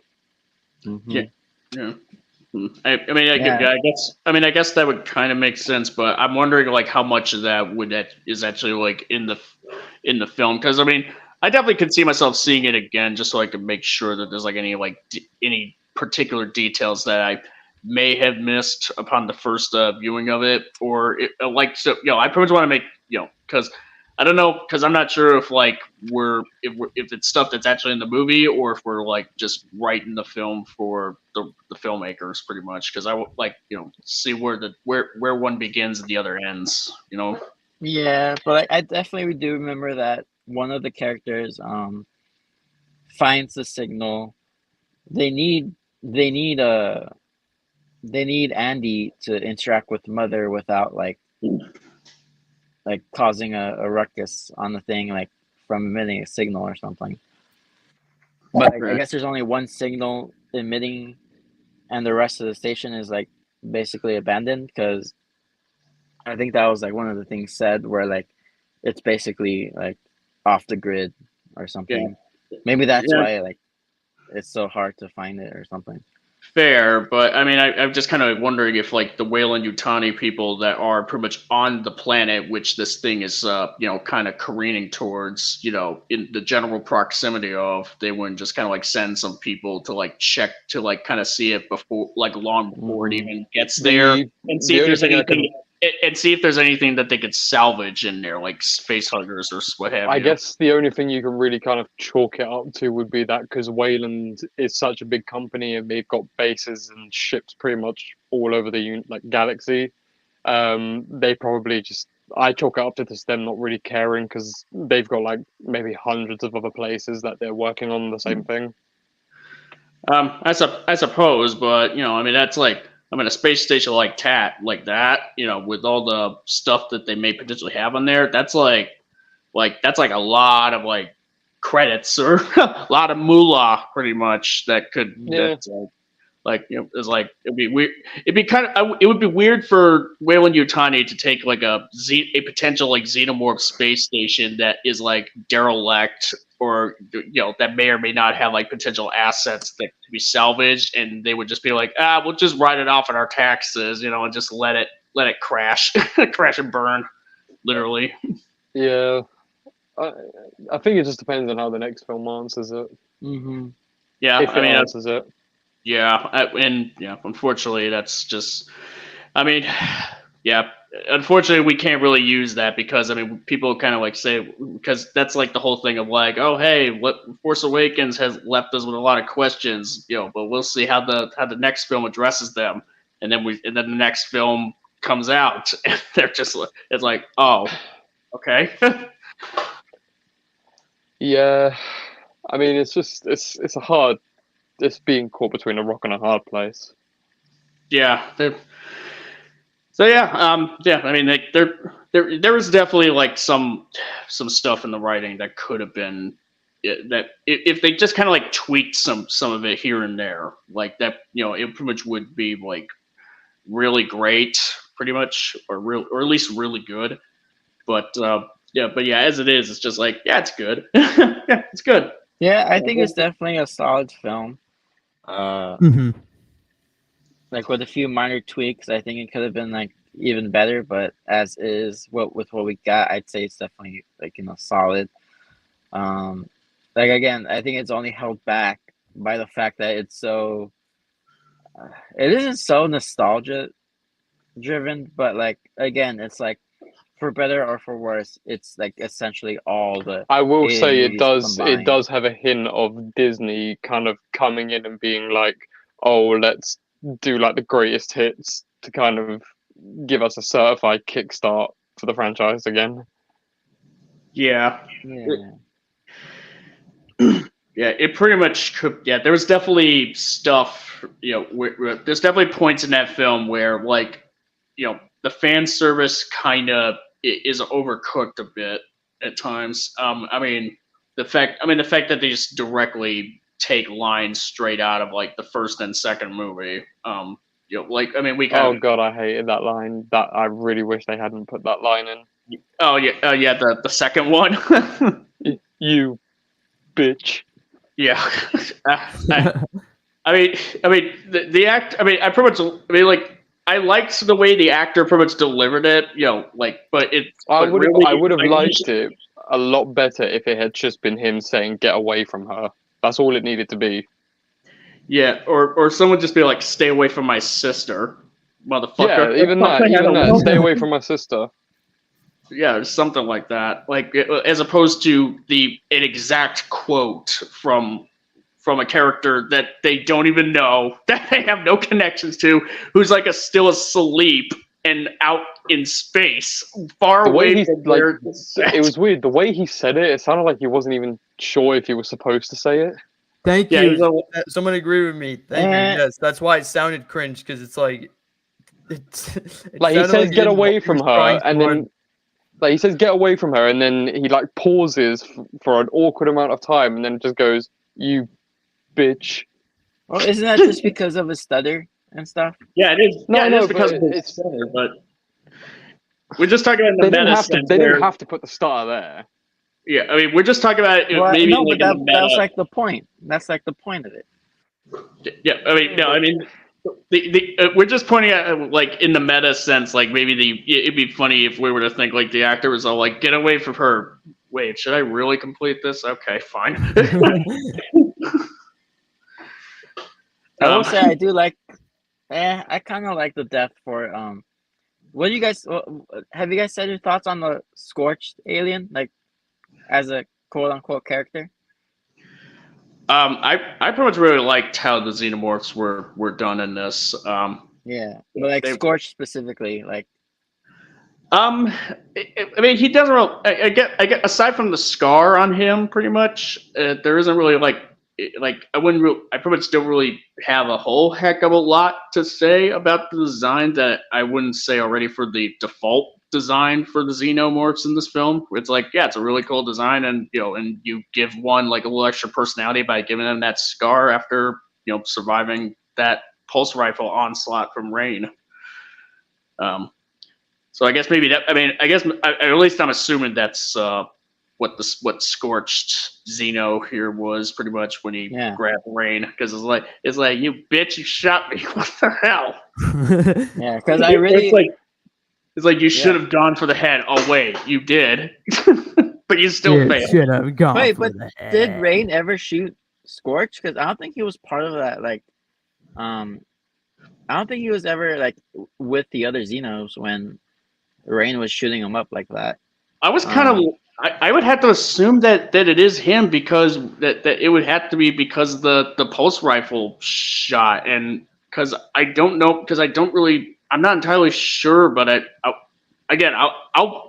have to look at the film again, but I'm trying to think if Scorched, or if we'll just call him that, Scorched was like had the scar as a result of getting zapped up in the yeah, because he has it after he was out of the cocoon and the guy like fried him in the egg. Yeah. I mean, I was so it's probably where the taser made contact with him. Yeah, I'll look at the film again. You can also see it's sort of like there's moments where you see like a scorched head, and in the scar there's like this like electrical energy going through it. Kind of reminded me of Godzilla, energized and stuff, where he has like that glow in him. Okay, all right. But I also I really love whenever like I guess army type monsters, whenever one of them is given like a scar to like differentiate it, like Tremors. You have the one that has like the missing tentacle, and then AVP you have Grid. I really love Grid. The Grid alien. You guys like Grid? I like the pattern on him. I like the aesthetic of him. And I guess maybe like as far as like the fact that he's like a survivor of sorts kind of has him stand out, but I don't know. But for me, that's probably my biggest problem with the Alien franchise, is that for a creature that can like infect anything and have so many different forms and looks, they keep on sticking to the same standard xenomorph. Well, that's I mean, my only problem. I'd love to see like way more different species, because it's kind of nuts how like the only other species that we've ever seen the xenomorph really go for is the dog in Alien 3. And then there's the pred alien. Yeah. We don't talk about the pred alien. I like the pred alien. I like the design. Well, it'd be nice if you could actually fucking see it. Yeah, the pred alien design, when you look at, if you look at like the pred alien design in like a still, you make sure like aesthetically he looks okay, but looks fine. But it's just that the way that movie just kind of did it, it's like there's nothing about it that would indicate that it's just a predator alien hybrid aside from the dreadlocks and the fact that he's just like and the mandibles. And the mandibles. And the fact that he's just a glorified face hugger, where he could just impregnate people like on the spot instantaneously and not die. It's just like, how could that? What? Aside from that, I don't think he's meant to be a face hugger. I think he's meant to be a queen. That's how it That's how it lays the quote unquote eggs without like dying. At least that's what I got. Well, speaking of that, like, did you guys know that? Do you guys know that? Like Roland Emmerich and Dean Devlin were originally gonna do AVP, and they had the pred alien in it. It was originally going to be called the Pralien or something like that. Oh, La Prairian. Isn't the I think the Prey Alien originated in like a game, didn't it? I'm not too sure, but I know that like Roland Emmerich was definitely gonna have that in the movie. Because it's not because Requiem isn't. Oh no, I remember. It's the game did their own version of the Pred Alien where it's called the same. It's Pred Alien as well, but I think it's got like a slightly different design to it. It's actually a lot better looking in the game, I think. I mean, hearing that, I don't know. It can't be worse than the AVP Requiem that we got. Well, I think it's the AVP game that was actually quite well received. Yeah. Well, I was talking about the 360 one. I was talking about in reference to Emmerich and Devlin doing an AVP movie. That's what I was referring to. But it was like they were like the original guys set on doing like a movie at all before AVP came out. Yeah, before Paul W.S. Anderson got it. I would love to see what Fede and Trachtenberg would do with an AVP film. I think that could be good. Yeah, it could. Hopefully. Yeah. Maybe third time would be the charm. Yeah. Trying to think, what else can we cover about this film? I think we pretty much covered everything. Yeah, like I don't really got anything to say. Like I've said my bits. Yeah, same here. Oh, I mean, I guess like one thing that we could kind of address because like I only caught like just a little bit of like AFAP sort of stream on Alien Romulus, and I'm assuming that like with most things they didn't care for it. But they were kind of talking about the whole like I'm not sure if it's even intended, but it's the whole or if they're reading into it too far into it, but it's like the whole. Like we see like the imagery of like Romulus and Remus with the wolf with the dog and like the twins like drinking from the teat, and whether it's like a metaphor for something in the film that kind of is like a weird twisted Lovecraftian style parallel to it. I could definitely see it, like considering what the offspring, the way it acts towards the mother. What was her name again? K. K. Yeah, the way it acts towards K. KK. I can definitely see it being like Actually, yeah, I'm pretty sure it might be intentional because from what we see, it sort of had that same imagery. I'm sure there was probably a version where the newborn was like biting onto the tit, I guess. No, I think that's what it was doing in the. I think that's what it was doing in the film. Really? I thought the tongue was like down her mouth and stuff. I thought he was just kind of biting into her throat, pretty much. See, that's what I thought at first. That's what I thought because there's blood all over her. I spoke to a few other people. Apparently, if you rewatch the scene again, you can kind of see the markers on her chest from where he's like bitten her. I don't know. I haven't checked that myself, but that's what I've been told by multiple people. Ooh, okay. Huh? I definitely remember like the tongue was down something. Because I thought at first they were trying to do like a Nosferatu type thing. Yeah. Vic say like I was thinking that tongue was going down into something like oh god no. No, it was because there's a scene where like the tongue like comes out of like something, her body, or I thought it came out of her neck, but like because it wasn't biting or it wasn't like doing the whole. It was kind of like a vampire, like draining her. Oh, okay. Oh, yeah, I remember that scene. They're saying Kay put her hand down her shirt and pulled out slime that was coming out of her breasts. Oh, okay. Yeesh. I remember that scene. Yeah. Okay. Yeah. Yep. Yeah. I remember that. Yeah. Hold on, I'm going back to that scene right now. Was it down her chest? I thought she put her. Yeah, it was down her chest. Yeah. Okay. Yeah. She put her for some reason, I thought. Her shirt. Yeah. Okay. For some reason, I thought she put her hand like down from where she had just given birth, and like because obviously like the egg had just come out. I thought that's why. No! She didn't put her hand that far down. No. Okay, well, that makes a bit more sense. Animus is asked like maybe Grace Randolph's review since as like another place to go for this. I mean, we could. If I probably got a couple more hours to kill. But honestly, it's a nuts review. Her trying to, the way she was claiming that there was a romantic connection between the two. I was like, oh god. How long is that? How long is that review? So that I'm not sure. I'm pretty sure it's her spoiler review. So it's one of her recent ones. I'm pretty sure.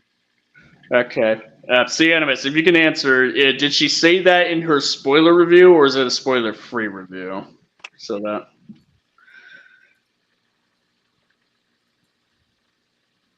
Wait, I think I can get it up as well. Let me check. It is, because I should have the comment. Spoiler review. Okay. Did the Offspring? I don't think so because there was a lot of blood on her, and then there was also blood on the Offspring. So I don't think that's what it was trying to do. Yeah, no. I'm telling you, man, that the tongue was in something. I don't remember Well, there what. was blood. There was a lot of blood on the Offspring and then on the woman. So No, but there's a scene where like the Offspring lifts up its head and the tongue comes out of Kay. I forget from where. For some There's reason, both spoiler and non-spoiler. Okay. So all right. So she says this particular weird incest fanfic thing in both instances. Oh, she says it in the spoiler review. Oh, okay. Probably have. Yeah. I would not mind retitling the stream discussing Alien Romulus, also Grace Randolph's video on it. Because I even had to make a comment. I was like, it's kind of concerning how like you're looking at something that's very clearly a sibling relationship, and one could even argue a carer type relationship with one who's like got special needs. Yeah. And you're seeing that as like, oh yeah, they're gonna fuck. Oh no. Yeah. But yeah, I guess before we move on, I guess we'll have like any final thoughts about Alien Romulus before we jump into it. I'm all good. You all do whatever you want. I'm good. Like I said, solid film. Has its strong points and weak points, but overall, I'm happy that we have like a nice, solid Alien film, and I'm probably gonna go watch it again a few more times. Yeah. I'd say like after Covenant, all this film really needed to do was just kind of make the Xenomorph like a solid threat again, and it did that for me. Yeah, as for myself, like definitely the third best Alien movie, and the best one to come out post Aliens, post 1986. It definitely, it definitely has some weeks. Yeah, it definitely has some bits of writing here and there that could have been improved, and there's definitely some fan service here and there that I could have done without, but for the most part, pretty satisfying entry overall. It's got the heebie-jeebies, it's got the thrills, it's got the it's got the good old xenomorph stuff pretty much. And if I had to give it a score out of 10, I'd probably give it like a 7. Yeah, same with me. I gave it a 7. Yeah. I'm definitely leaning strongly into 7.5 pretty much. I wouldn't mind seeing it again. I don't know if I'd see it as many times as Vic here, but I'll probably see it at least one more time. I bet Grace Randolph gave it a 69. 69. Okay. All right, so I guess we'll see if we can either pull it up on screen share or what. I'm trying to figure it out here. I need to. Yeah, I'm probably gonna let you guys do that just because it's quite late for me. I'm in the UK right now, so it's 11 p.m. for me. Okay. But I'll keep watching. And then if I have anything to say, I'll just pipe in. Awesome. Thanks for stopping by. Anytime. Honestly, great chat. Cool. So yeah, have a good time watching that video. Try not to get too scarred by her opinions. Oh no. And yeah, I'll see you guys around. Have a Alright. good one, man. All right, see ya. Peace out. Alright, Grace Randolph. Hold on. Before you do the video, if we're reacting to it, I want to pull something up on my stream. Give me a second. Yeah.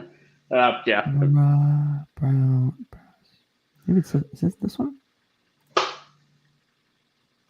No, it's not. Okay. Trying to screen share it or No, I'm just trying to put your screen on mine. When Google, there it is. okay. Cutting that. Cut that out so that we can only focus on here. Okay. Okay. Human Help is asking, would you guys want a sequel to Alien Romulus with the same characters? How eager would you be for that? Me personally, I'm okay with a sequel with the AI forgetting these characters' names. I'm okay with having a sequel with the AI character and the girl. I'm okay with that. Yeah, I wouldn't mind that as long as they don't pull like a Covenant where like they just like have the AI just live and the girl just kind of end up dead pretty much off screen. Yeah. Mm-hmm. It's the same thing that literally the same thing that kind of happens at the end of Prometheus. Like only the girl lead and the android pretty much survive at the end of Prometheus. So and then you lead in the Covenant, and it's like, yeah, it's like another thing. But I really doubt that they're gonna do that because Yeah, I don't think they're gonna do it either. Because like they didn't. I don't think they had a post-credit scene, did they? Because no. yeah, No. that's what I thought. Because I don't know. I mean, the ending though, like, oh, they're going to the other planets. Like, I mean, they can do a sequel. I'm just wondering what more they can do with the xenomorph. Yeah, that's kind of True. the thing. Yeah. Yeah, that's kind of the thing. There's a unless they really, really tried to do something completely new, completely different, it would just kind of come up as not much more than like a variation of the same plot that we've been seeing as of late. Yeah. Like, here's something interesting I'd like to see because I don't think they've done this with other films. I'm pretty sure they've done it with Alien Covenant, but I don't think they've actually done it fully. I'm pretty sure they've done it with Alien Covenant, but I would like to see. Well, actually, first you guys can tell me if they've done it already. But I'd like to see like an entire planet full of these aliens where like they're actually thriving on a planet. But I think that there's a comic about that, which I would love to see in a movie. Yeah, like I want to see like people go to a planet full of these things where they're just thriving. They're living like other animals on a. Yeah, I don't know. That's something I'd like to see. Apparently, like, funny thing is, like, the last, like, sort of cutscene of the 2010 Alien versus Predator game, kind of like had teased, like, a sequel that would take us to a xenomorph homeworld, which yes, it's something I want to see. I don't know. Yeah. Maybe they've done it in maybe they've done it in the older franchise, but if they haven't, I'd like to see that. Because like most of the time, isn't it where it's like most of the time they're always on other planets?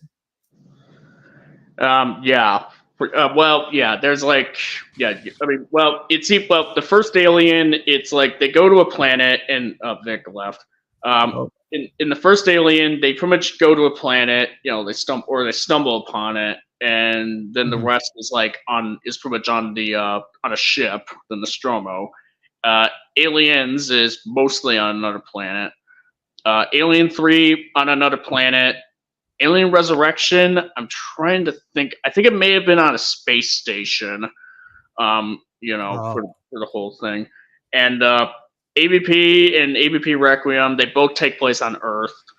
And then Prometheus and Covenant both mostly take place on different planets. Yeah, and then Romulus takes place on a ship most of the time. Yeah. Mm-hmm. Oh, so okay, they have done other planets, but So yeah, like a xenomorph home. I mean, considering the way that they did the xenomorph sort of origins in the prequel films, it would be kind of. I'm trying to think how that would even work. Well, like here's what they could do if they did like a whole xenomorph homeworld thing. Like, okay, you have the xenomorphs, you have their you have their life circle. Wait, did I say that right? Life cycle? Cycle. Wait, I'm sorry, I'm on dumbass today. Life cycle. You have their life cycle, right? But here's what they could do: make another creature for them so that they can be born. Because facehuggers, Mm-hmm. like on their home world, like there's an animal for them where they can, hatch. Yeah. I'd say the only thing that they can do at this point is for us to actually go to the engineer's homeworld, which was kind of what Prometheus left itself off on, and then Covenant just didn't really follow up on properly. Yeah. So maybe just kind of close tie up that sort of loose end there, but I'm not sure. That's probably the only thing that they could do, and maybe even say now this is kind of how it all sort of got made, pretty much, You're Yeah. But yeah. Anyway, so I got the video pulled up. It'll be playing through my phone pretty much. So Okay. Yeah. Actually, I think I'm gonna have to step out just because I have to get ready for work. okay. Okay. Okay. Yeah. All right. Thanks for having me on, guys. It was fun, very fun as always. Cool. Awesome. Cool. All right. Have a good one. All right. See ya. Have a good one. Bye. And there's two. Now there's two. Yep. Question is, which one of us would be the android? Wait. What? Nope. Never mind. Oh, I see the. Okay. That's okay. All right. Anyways, Are you presenting or am I? if you want, I can because I have better internet. Yeah, we're gonna do the spoiler review where it says Alien Romulus spoiler review, ending explained, Easter eggs. So there's gonna be Here, if you want me to present, send me the link of the video. Here we go. Let's see. Or just put it in the private chat. Yeah, give me a second. Okay. Okay.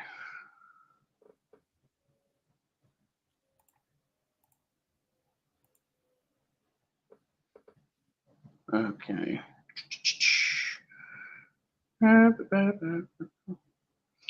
Yeah, just give me. It's gonna give me a bit here, but Okay.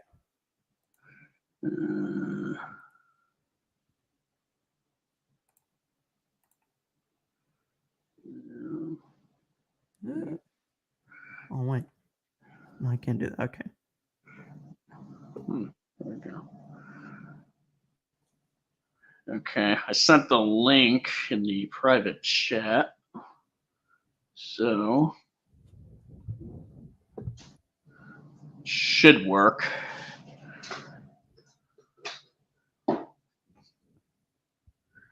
Craig is the edge, right? Because he's malfunctioning. I had to say the fake flashbacks of Wolverine in the Stone Age fighting gorillas were nice. Wish it was an actual event, though Romulus telling Wolverine it was a trap, it's ramen time was okay, I guess. What the? Okay. That's maybe that's the sequel. Oh God, no! I gotta hope not. I mean, considering that Fox has the rights to like Alien, or since Disney bought Fox and they have the rights to Alien and Marvel. Fuck no! Oh, What's with Disney? that could be worse than the AVP Requiem. Wait, hold on. Which, let me tell you, would be saying something. Wait, hold on. Wait, Disney bought 20th Century Studio? Yeah, they pretty much did the acquisition of it back since 2018. So, and yeah, like it. So that's why the 20th Century logo pretty much just says 20th Century Studios as opposed to 20th Century Fox. That explained why Planet of the Apes had the Disney logo on there. Yeah. Yeah. I hate Disney so bad. I know. It's like, I mean, hey, they've done something worse already, so I hate them more. What? Oh, remember the whole couple situation? The couple situation? Yeah, there was a couple that bought Disney. They went there to Disney World, and the wife died because of allergies. And they told, like, when they were getting food, they said that, or the husband, they told them that his wife has allergies, but they gave her the food anyway. What? Yeah, and then, well, it's not even funny, but no, it's not. But then she died, and then when the husband wanted to sue Disney, he couldn't, because apparently Disney said that you applied to our applications on Disney Plus. What? Yeah, so because he has Disney Plus, he can't sue her, or he can't sue them. Motherfuckers! Like, no, Disney. That's way well now. Like, I'm gonna talk to my parents about deleting Disney Plus now because I don't want that. Oh God! Disney has to be like the real Wayland Yutani at this point. Like, they're messed up, bro.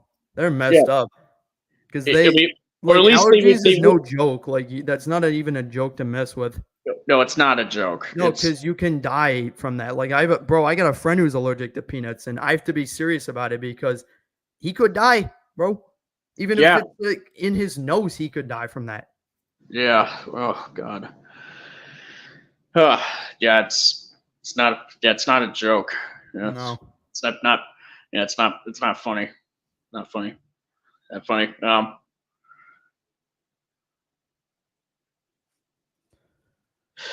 Yeah. Anyway. Oh, you got the video. My bad. I didn't even look in chat. Okay. Here we go. Yeah. We now present, because even though it's stream, I need them to see. So present. Okay. All right. Ready for it. There it is. Okay. Spoiler review. Share with audio. Yeah. Okay. You can hear this or not. Website layouts.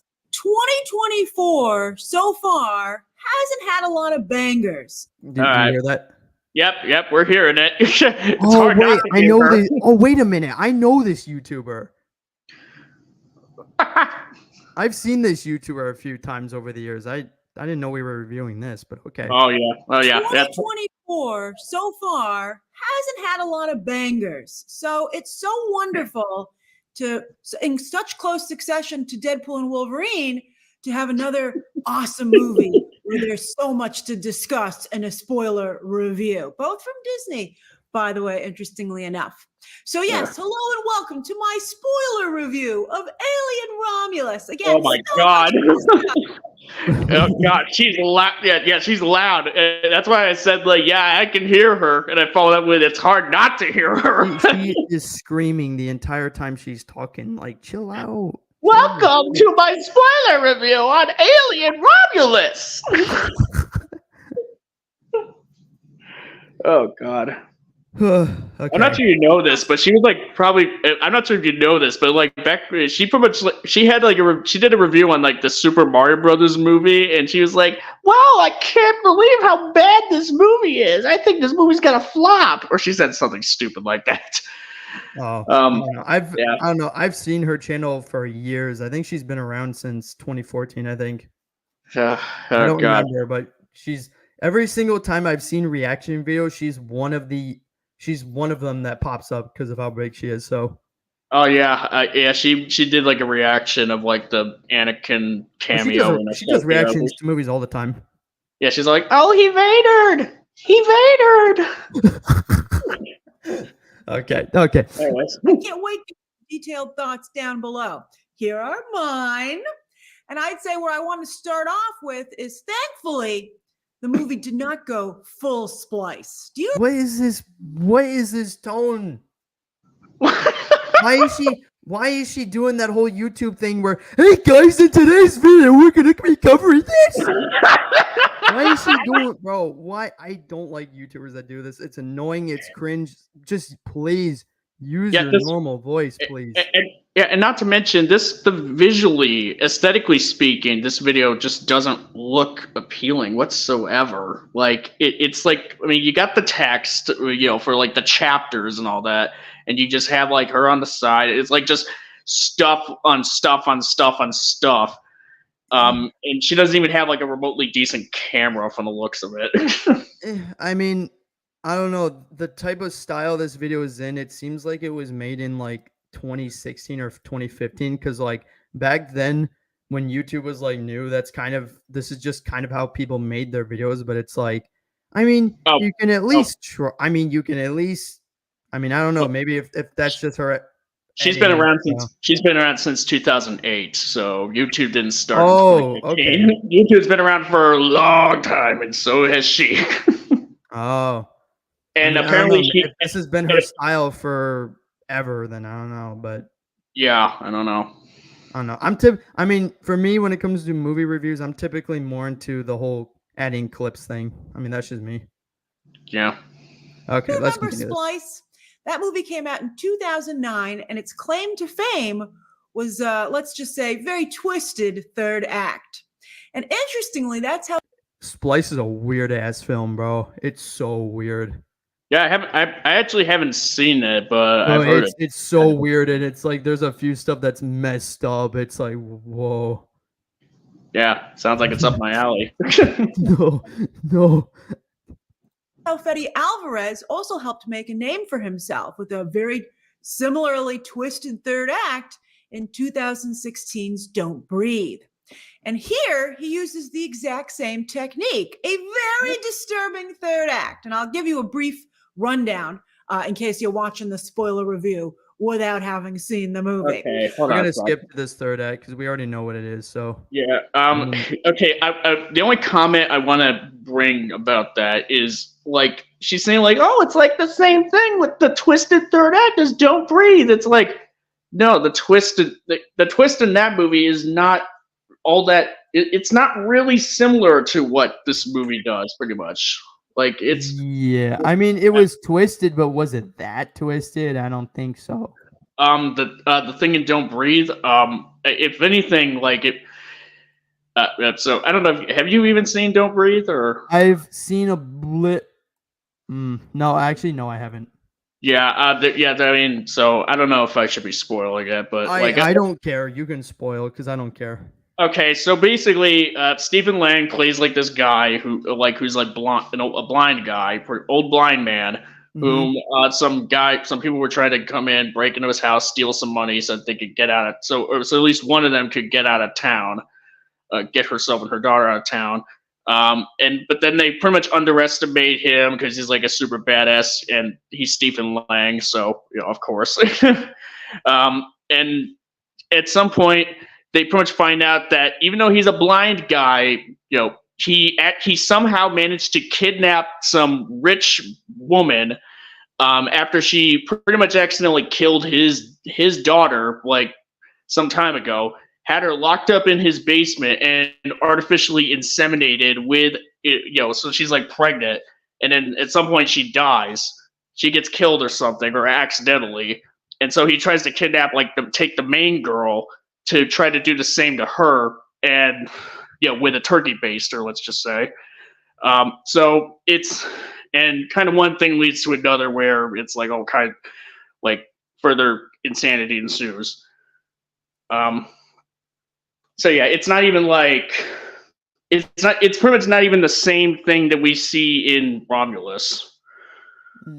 Also, wasn't Just Breathe, because I think I've seen the trailer. Isn't it a thing where it's like it's in the pool and there's some kind of demon in the water?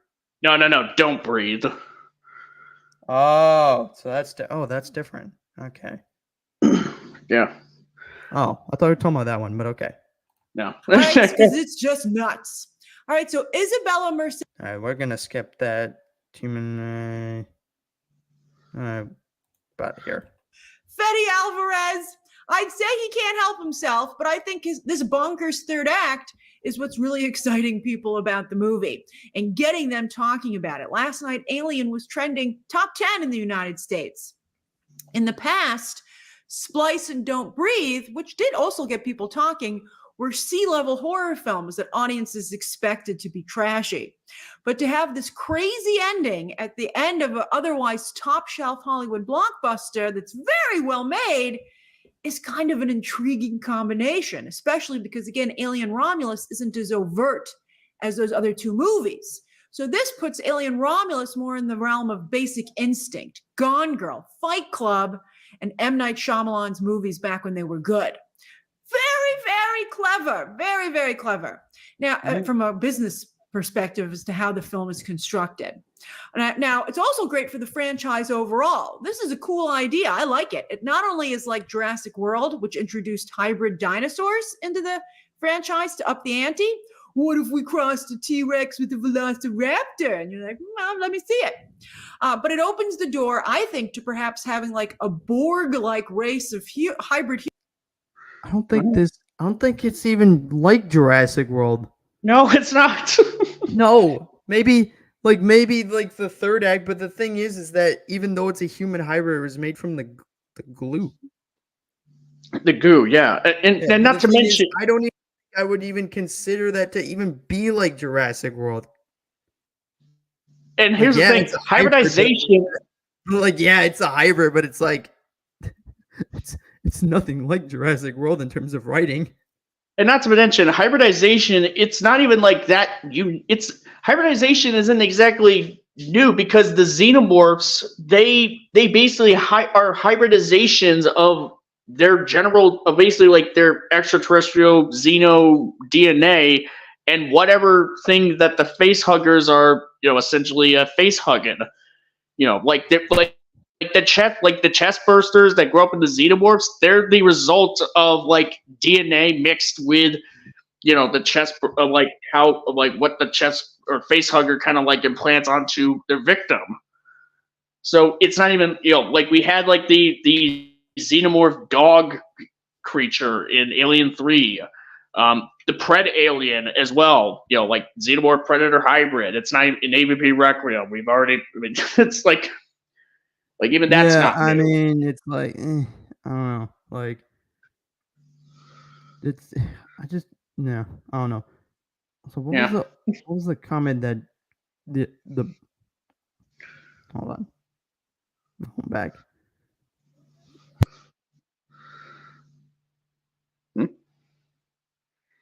And I'll be back. Oh, okay. All right, I'm back. Sorry, my bad. Sounds like plastic. I know, Ed, homeless. I mean, it is what it is, I don't know if she's doing the whole fake voice thing, but I think it probably is her actual voice. I'm not even sure. Well, if it is her actual voice, I'm not gonna make fun because that's not how I was raised. So, or she just or it is her actual voice. She just slightly exaggerates it. I'm not sure. The only thing I would make fun of is if she was gonna, I can't speak. The only thing I was gonna make fun of, the only thing I am going to is that if she was trying to do that whole YouTube voice, like, Yeah. But just in general, I'm not gonna make fun of her. It's not how I was raised. Yeah. Humans in Alien. Just in general, even if somebody sounds like that, even if like you knew someone, it's like you shouldn't really try and make fun of people like that. So Right. You So know, that's not right, first of all. Yeah, that's Unless true. now It's you, just- if you want to make fun of them for, bad things they do, sure, go ahead.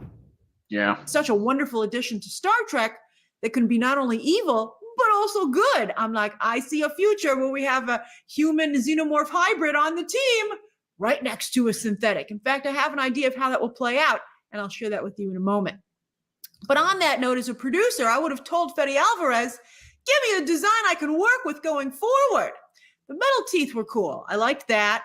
And I didn't even think of doing the metal teeth, but I was like, oh yeah, Right. the xenomorphs have metal teeth. And No, they don't. What are you talking? What is she talking about? Wait, They have what metal exactly teeth. was she talking about? Because I was confused on what she was referring to. She's talking about. She's saying like the xenomorph in this movie looks like it has metal teeth. It's like no, they're just really glossy because of the slime and saliva. Yeah, like I wouldn't even say they look metal. I mean, even if you want to take away the slobber, it's like they don't. yeah, I look mean it's metal. just it's just like like she's making it sound like he has like grills, like he's Joker from Suicide Squad. And like, what are you talking? Like what? Yeah, I mean, I mean that it's like it's like no, you can count that as metal teeth, but it's like the aliens. They don't look like they have metal teeth. Maybe I don't know. Maybe the reason you think that is just because of the saliva, but it's like even then it doesn't even look like that. But Yeah, it's supposed to look. Yeah, I mean, it's supposed to look. I mean, like they're always It's always drooling. You know, it's like always. You know, it's never not wet. You know, in there. Like I mean, teeth in one's mouth usually is anyways, unless it's like an alligator or something where the teeth are just out in the open. But yeah, but especially for the xenomorph, it's not like he has like grills and he's in like a xenomorph could just go up to like Ripley or Rain and just be like, "You want no beef? You don't want no beef?" Joker.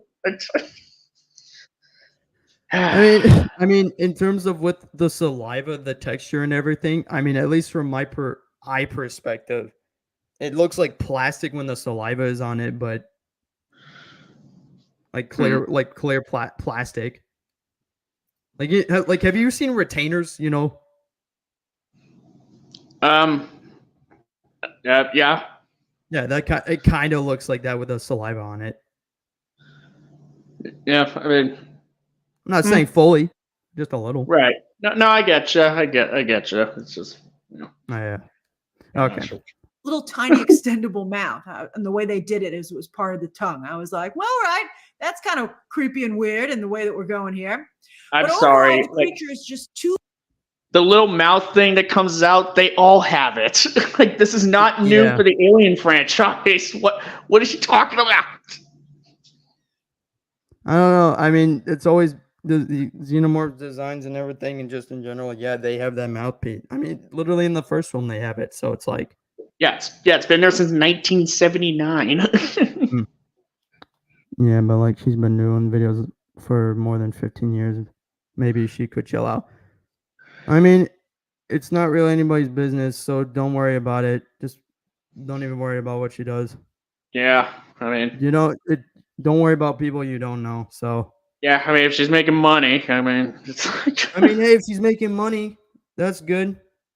You know? yeah, I mean, we can critique. I mean, all we can do is just kind of critique the work, pretty much. I mean, Yeah, like that's all we're she's doing. free to make she's free to make the whatever content she wants to make, and it's anyone else's freedom to decide whether or not it's good.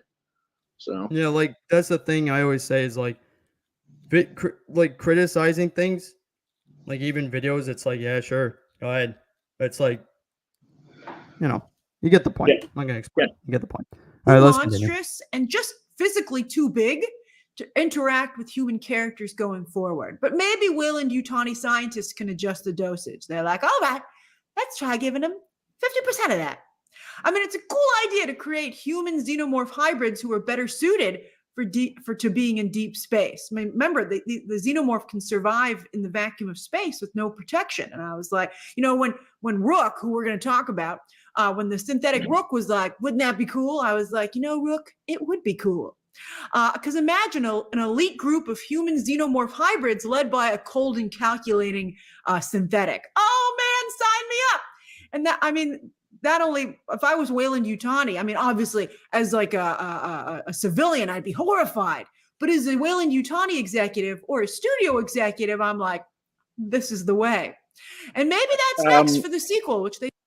The whole point of the xenomorph is that's like as Ash describes it, it's pretty much the perfect organism. So it's like you're like all Wayland Yutani wants is basically the thing. It's just kind of the sample of it, and just like I can't even speak. And kind of incorporate it somewhat. It's into some of their own. Like they're not trying to improve the xenomorph. The xenomorph doesn't really like. It doesn't really need improving. It's already the perfect organism. It's OP as fuck. It can survive in they can survive in space. They have acid for blood. That and it's like, remember in Alien Covenant when the thing was climbing over climbing on the ship, and it went under the jets that were lifting the ship. It went under and it was on fire or whatever, and it survived. Yeah, I mean, well, granted, like he was only on there for under there for a very short amount of time, and the fact that they were flying around, you got wind resistance, just kind of blowing it off. Well, that makes sense. Okay. Yeah. They so clearly leave the door open for our two favorite characters survived. Because they can just make more of these hybrids. This one, we can't work with this, but it's a good starting point. And that would be like Aliens, which focused on a group of human soldiers. So what if for the sequel, because this movie is so reminiscent of the first Alien, what if for the sequel, it was these human xenomorph versions of the Marines? Oh, it would be great. I love it. Also, though, I thought it was a missed opportunity to have Isabella Merced's baby not look anything like her. Like that would have been an interesting additional layer, because Rain therefore would have trouble killing something that was so clearly. I don't think the idea was that it's supposed to look like her, because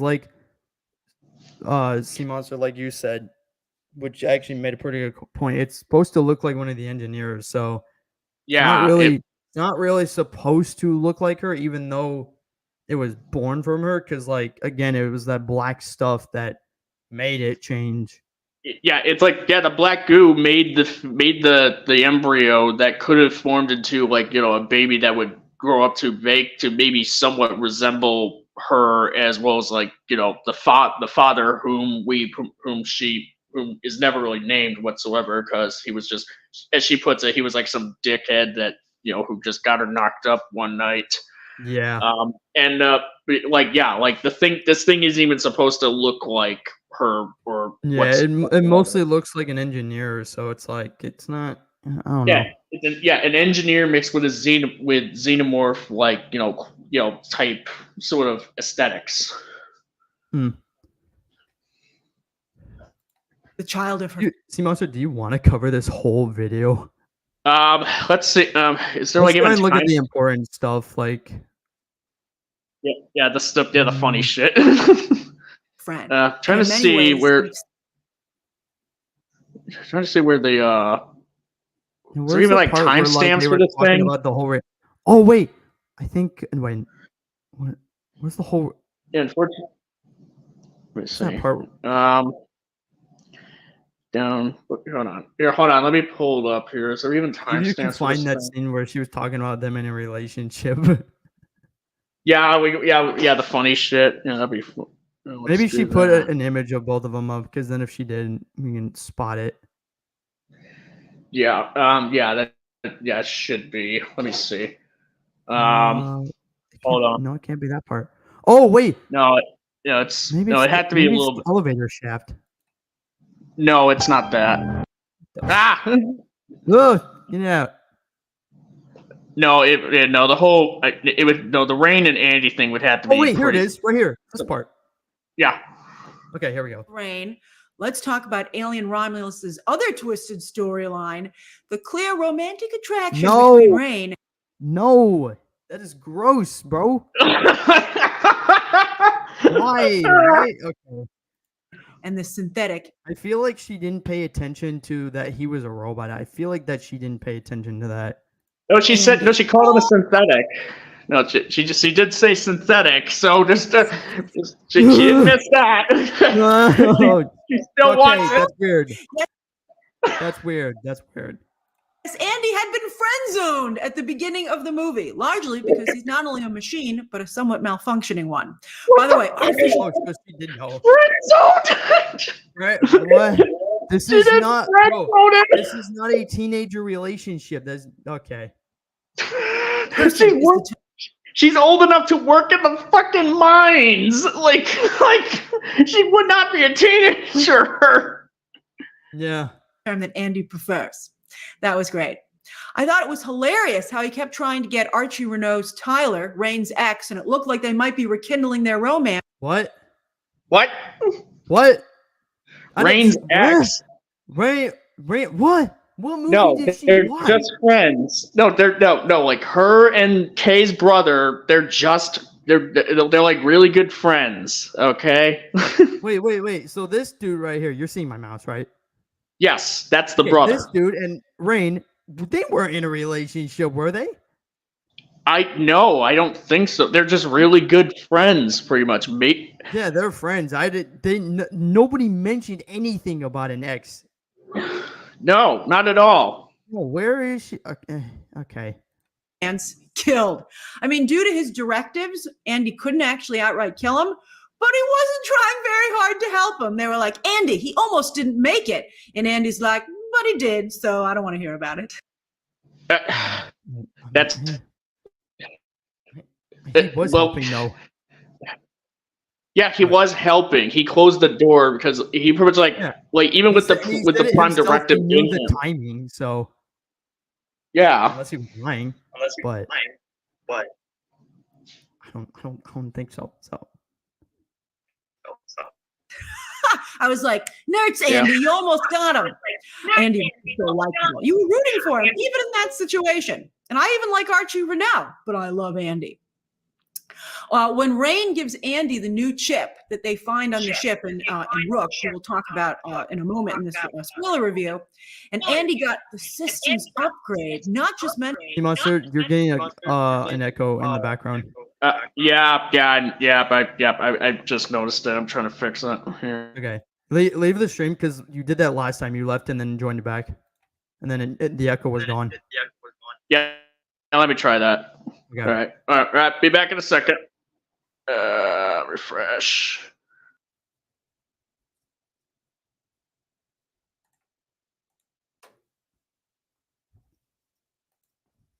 Mining away. I don't know what to mine, but I'll mine it anyway. Frick you.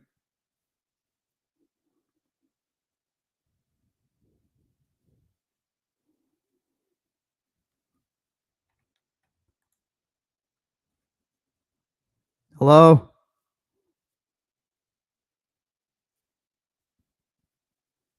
Sea Monster?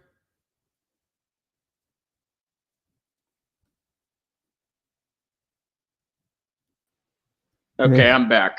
Okay. Oh, it worked. Okay. You see my screen, right? Yep, I can see it. The systems upgrade, not just mental, but physical. I thought it was amazing and touching when he told Rain that he wanted her to see him not as a child anymore, implying, because she had to take care of him as if he was a child. And he wanted her to see him as a potential romantic partner. I thought that was incredible. What? No. What are you talking about, bro? No. Oh. What? No. If anything, he wanted to. If anything, you would say that he wanted her to see him as being like a guy who could take care of himself at that point. Yeah. No, I was about to say because before it's like he couldn't, now he can. Yeah. So that's basically what was going on. I don't know what. Whatever. And through the course of this movie, plus Tyler does get killed, so she doesn't really have a lot of other options. What? Now you're making it weird. Stop making it weird, please. Stop. Please tell me you're joking. Please. No. No. I'm done. I think she starts to see Andy in that way. And I really liked when she No, stop. Okay, you're not joking. changed his directive at the end of the movie from do what's best for her, which her father had programmed into Andy, to do what's best for us. I was like, ooh, couple goals. What? What? Now this is getting cringe. This Ugh, is getting cringe. I don't want couple to do this. goals. I don't want to Stop. do this. No, I don't want to do this anymore. Oh God. I want- No. Sci-fi has a long history of No, stop. Just because a whole bunch of other movies have done it, that doesn't mean this movie does it. Just because other movies have done it, that Yeah, just doesn't mean because they other have to movies do do it it, here. that doesn't mean you should. Exactly. That's just weird. Because if I made a story, I'm not doing that. Because it's weird. This is not equal to Ex No. Machina. What the fuck are you talking about, woman? No, I'm done. No, please. No, and every single one of these examples is just weird. Look, that one's even worse. What is it? Oh shit. Oh, is that Joaquin Phoenix movie where? I think so. It's the one Her? where the guy's with the computer, I think, isn't it? Is it Her? I don't know. I don't know. The movie's called Her. So. What? Yeah, no. Why? This is giving me horrible flashbacks of the guy kissing and making out with his car. Okay, I see. All right, I see Wanda and Vision up there. Yeah, So, Wanda and Vision is up there. I don't know who any of these are. one of them would have to be Star Trek at least. And there's Her, the movie with Joaquin Phoenix falling in love with like a Siri equivalent that was voiced by Scarlett Johansson. So Oh. not sure what the others are. Yeah, I'm not sure. All I recognize is Wanda, and that's it. Yeah. Okay. human and AI flirtation. You've seen it many times, and No. outright romances. So it was smart, I think, No, leave us out of it, please. very smart to add that to the film, especially No, since what do you mean smart? That just makes you weird. You're adding it to your fucking head cannon. No, you're adding it to your hentai collection.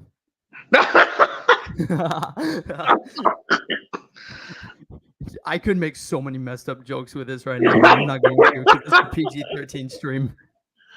David Johnson's Andy is so wildly charismatic. As I said, even when he did some sketchy things during the movie, I think every single person in the audience is rooting for Andy to be the hero of the story and win the girl. And he But no, this is not a Disney movie. This is not a Disney love story. Just because Disney owns Fox now, that doesn't mean that this is technically a Disney movie. What? So Andy is a robot, and then you no. Ugh. No, I'm done. No, stop, please. does to, I think, almost for sure. I mean, I don't think, they leave a little bit of tension for the sequel, which is good. But I felt Andy was on his way. I was like, you go, Andy. Stop, please. Please stop. Please Stop it. stop it. Please. Would you Xanimus, stop? I This is blame getting you for way this. cringe. No, please stop. I don't. I want to skip this part. I'm done. We're skipping. We're done. We're not. We're skipping the rest of that little section. We're not. No. Let's get at it. Was it I the love chip? when Rain. What? Is she saying, was it the chip? I don't know. Oh no! Don't worry. Don't worry about it. Asked him how could he leave Isabella Merced behind. Now, Andy's justification was that if he opened that door, the xenomorph would come through and kill them all. So he had to sacrifice. Hi, see you unanimous. Please, I'm glad. Stay out of this, please. You don't want to be. This the is his rest. revenge for the. This is his revenge for the Rouge Rabbit stream that we did last week.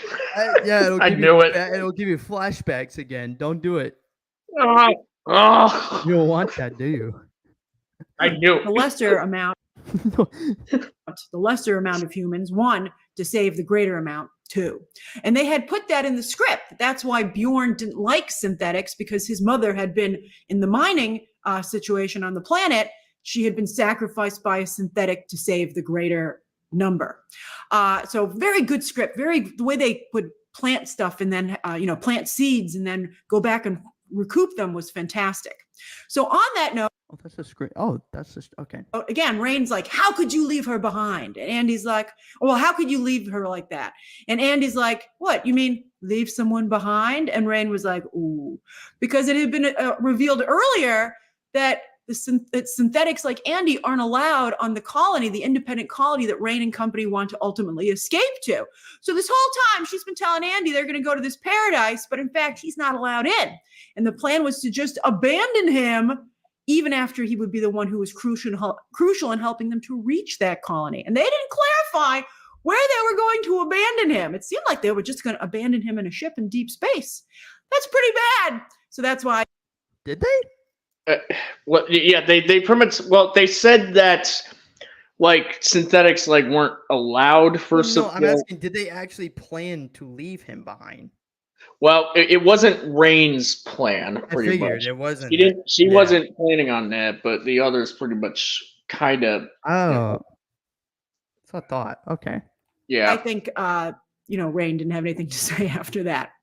But that's the downside of dating a synthetic. If they ever do anything you don't like, they can be like, "Oh, my programming's faulty. Could you fix it?" They're not dating. I saw something. They're not dating. Stop doing it, please.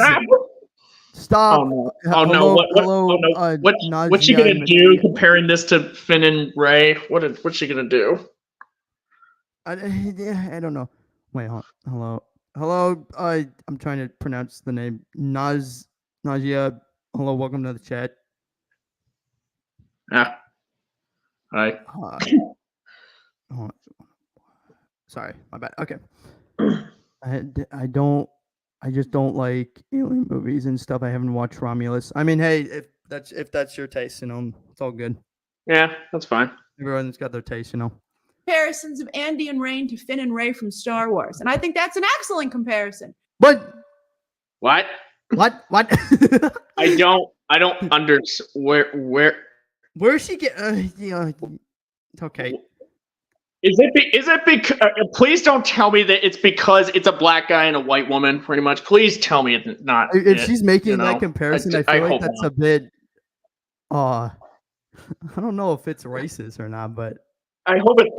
Oh God, I hope not. I don't know. I feel like I don't know if that's a racist comparison or if that's just a comparison, but I don't know.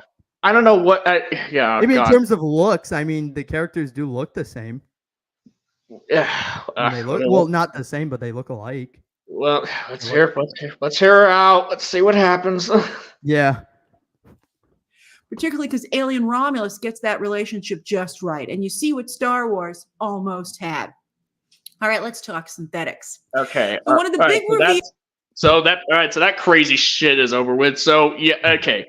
Like let's not continue to watch that. The thing with Finn and Ray is not equal to Rain and Andy at all. Like Finn and Ray, like they had like that great chemistry because the whole to where it, or at least in the Force Awakens. I almost said Forced Awakens. Like the Force Awakens. They had that great chemistry which is why people are like, oh man, I can't wait to see their relationship, their friendship develop and maybe become a little more in like the sequels. That's kind of why people were really disappointed that Finn was so underutilized in TLJ and in Rise of Skywalker. So, bro, what are you watching? Oh, we were watching a video of like a Romulus review, and they were making weird things that it was a relationship in the movie because the Andy was the black dude. He was a robot in the movie, and they kept making weird comparisons that they were in a relationship. Yeah, and it's like Finn and Ray. Like you could see how they could have had like a romantic connection, pretty much. Alien Romulus, right from the get-go, does not establish that Rain and Andy would become a romantic thing. But it's like, bro, no. Yeah, no. Not at all. Wow. Well, that's weird. That was wacky. Continue. Yeah.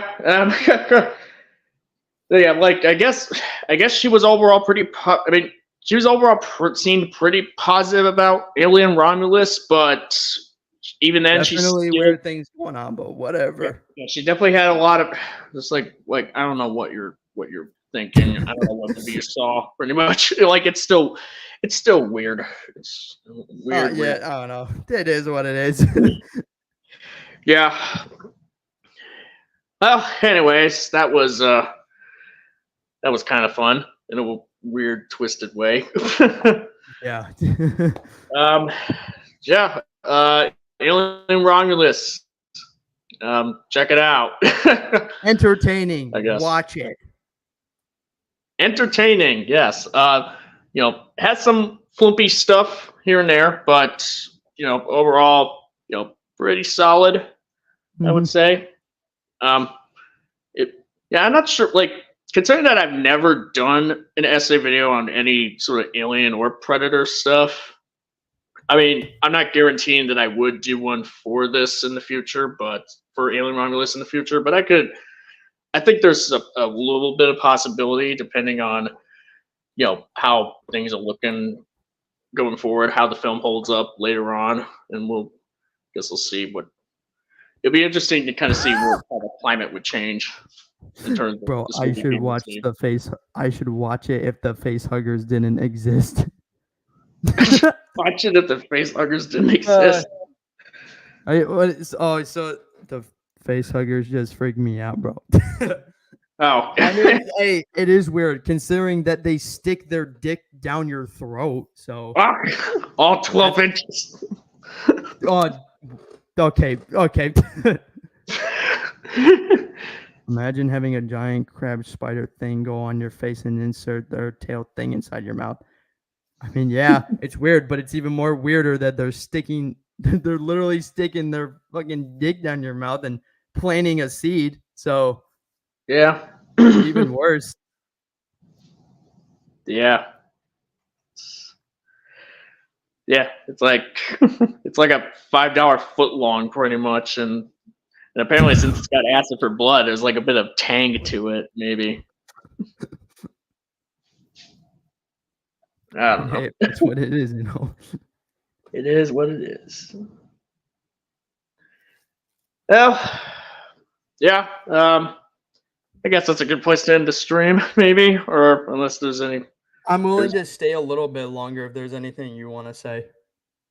Let me think. As far as what I have going on next in life, my best, I guess, watching, seeing the movie again at some point, will probably be on the list, pretty much on the docket. I plan on doing. Cool. I mean, I guess after this stream, in terms of like movie discussions, because I guess that's gonna be the category for my channel and everything. What do you want to do? Because like I can't. The only thing I can think of is like future movies, but I don't know anything else right now. So. Yeah, for Alien or. Well, like we did Alien today. We just. Right. I'm just talking about like future streams. Cool. Yeah, I mean, I have like a couple ideas, pretty much. One of them, I'm pretty much thinking of. I don't know if I want to jump into what Grace Randolph thinks of like some of the MonsterVerse films, like, or at least jump right into it right out the get go. But wait, hold on. Wait, who? Grace Randolph, the woman that we were just watching. Oh. Yeah, apparently she did some videos on all the MonsterVerse films. So we could so that's probably something we could look into, but I don't know if that'll be the very next stream. Sure. I'm actually thinking about like doing a stream on a video about Shin Godzilla for a change. I have a couple of stream ideas we can do in the future. Definitely not now, but I mean, you have ideas for like reviewing other videos, but I guess in terms of movie reviews and stuff, I got a few ideas. This, I don't even think it would be a movie review, but it could be like a topic because it's been a huge topic. Sonic 3. Considering that its marketing is so strange. They keep releasing toys. They keep doing a bunch of stuff, but they haven't released the trailer yet. And it's coming out the same day as Mufasa the Lion King. And that movie has 2 trailers already. God, I am not looking forward to Mufasa. I am really. I don't want it. I've never wanted it, especially not after that 2019 movie. The problem is with Mufasa is that the only reason I'm very interested in is because of the story. I hate the fact that it's live action. It really sucks. But the movie is begging for it to be animated. Yeah. Like the idea and everything, I like it, but it sucks that it's live action. Yeah. Well, it's not even technically live action. It's supposed to. It's just that it's trying to look like live action. True. Like it's live action with 100 quotations, on each side.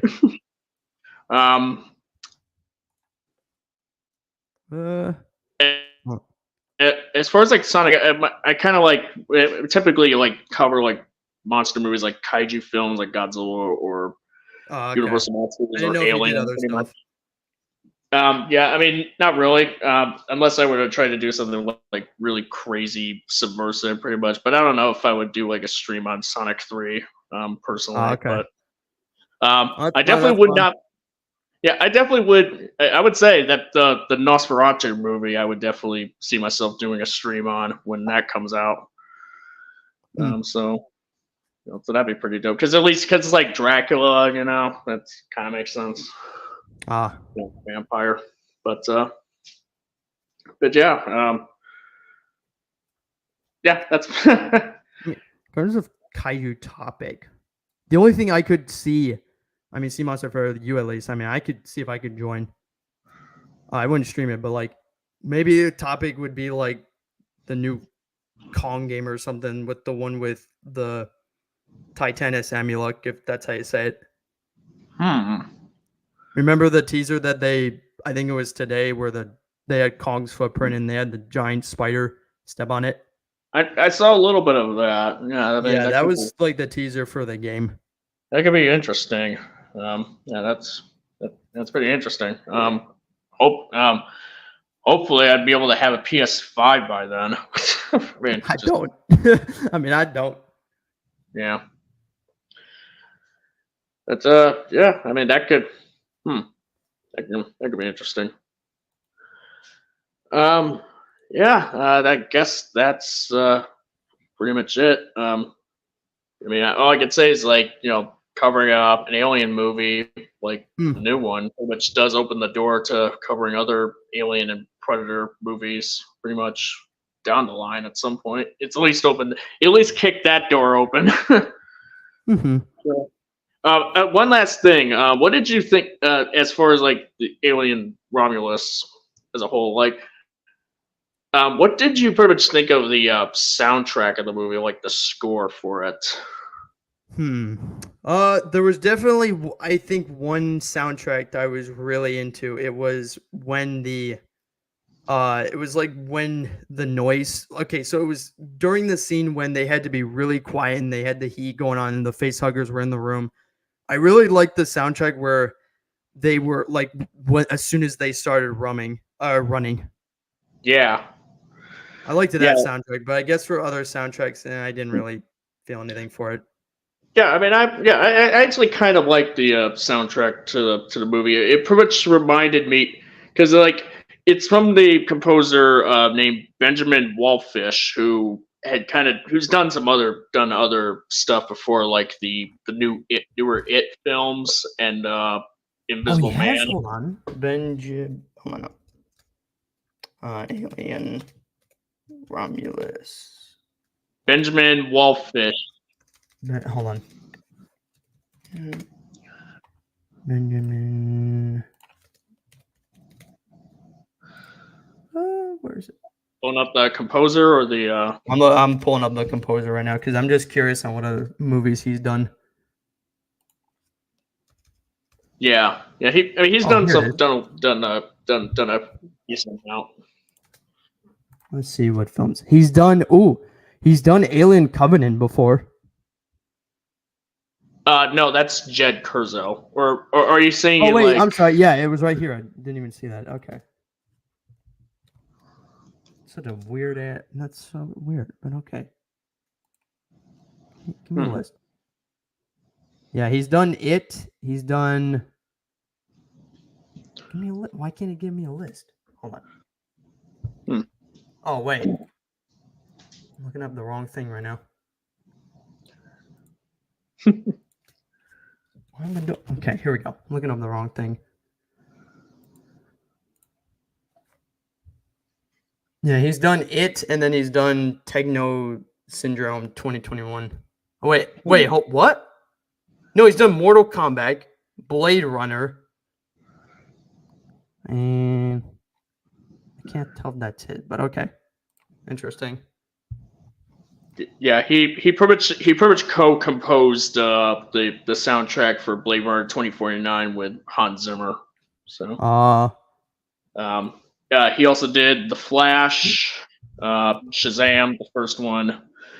My personal favorite of his music, because like there's really a lot of soundtracks that he's done that really stick out to me, but you know the one that really stood out to me is like his work on the 2020 Invisible Man. Yeah, I mean that's probably like my favorite soundtrack of his, but his work on Alien Romulus had several instances where it reminded me of that a bit, and yeah, definitely a good soundtrack that kind of blends like new sounds with like some the classic sort of like Jerry Goldsmith sort of themes from the original Alien, and and James Horner's work on the second movie. So and even some hints of like this. Apparently, like during the credits, there's even like hints of like themes from Prometheus, which I guess would have to do with like the Black Goo and what have you. So that's neat. Interesting.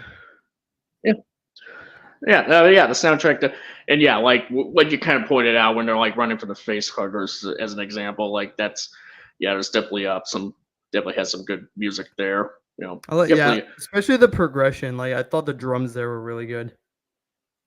Oh yeah. Okay, well I've said my piece. Anything else you want to say before we end? No, I guess that's it. Yeah, recommend seeing Alien I just hit 3 hours on mine. Oh shit!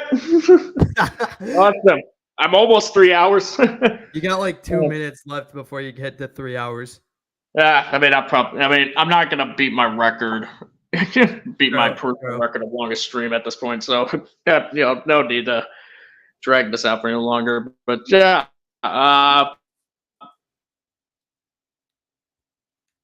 we pretty much give much like fresh. I guess you could say a fresh tomato. At least. Guys, have you heard of the Dune soundtrack? I heard Dune's soundtrack was really good.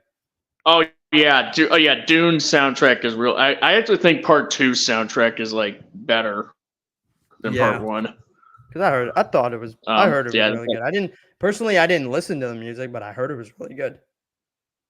Oh yeah, there's like a lot of great tracks in Dune Part 2's stuff. Like I mean, if you've seen Dune Part 2, you got like the track that plays when Fade Rotha is like introduced, and the track that plays when Paul is like walking through the desert, looking all badass.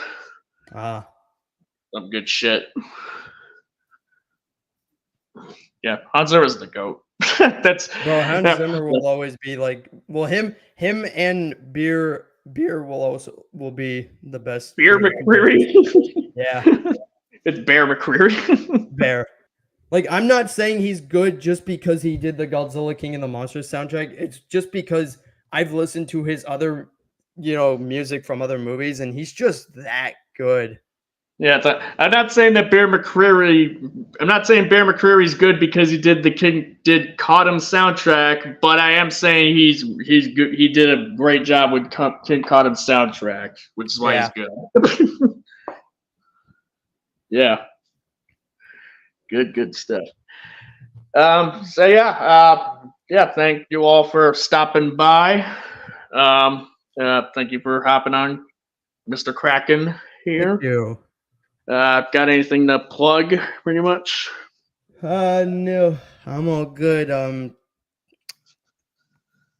Yeah, no, I'm all good. Cool, awesome. Yeah, and this has been your host, the Sea Monster, and yeah, might as well drag this out until it hits the 3-hour mark. Yeah, like I mean, there hasn't really, I pretty much don't really have anything new to announce that I haven't already said. Got some essay videos in the work that hopefully will be out by October.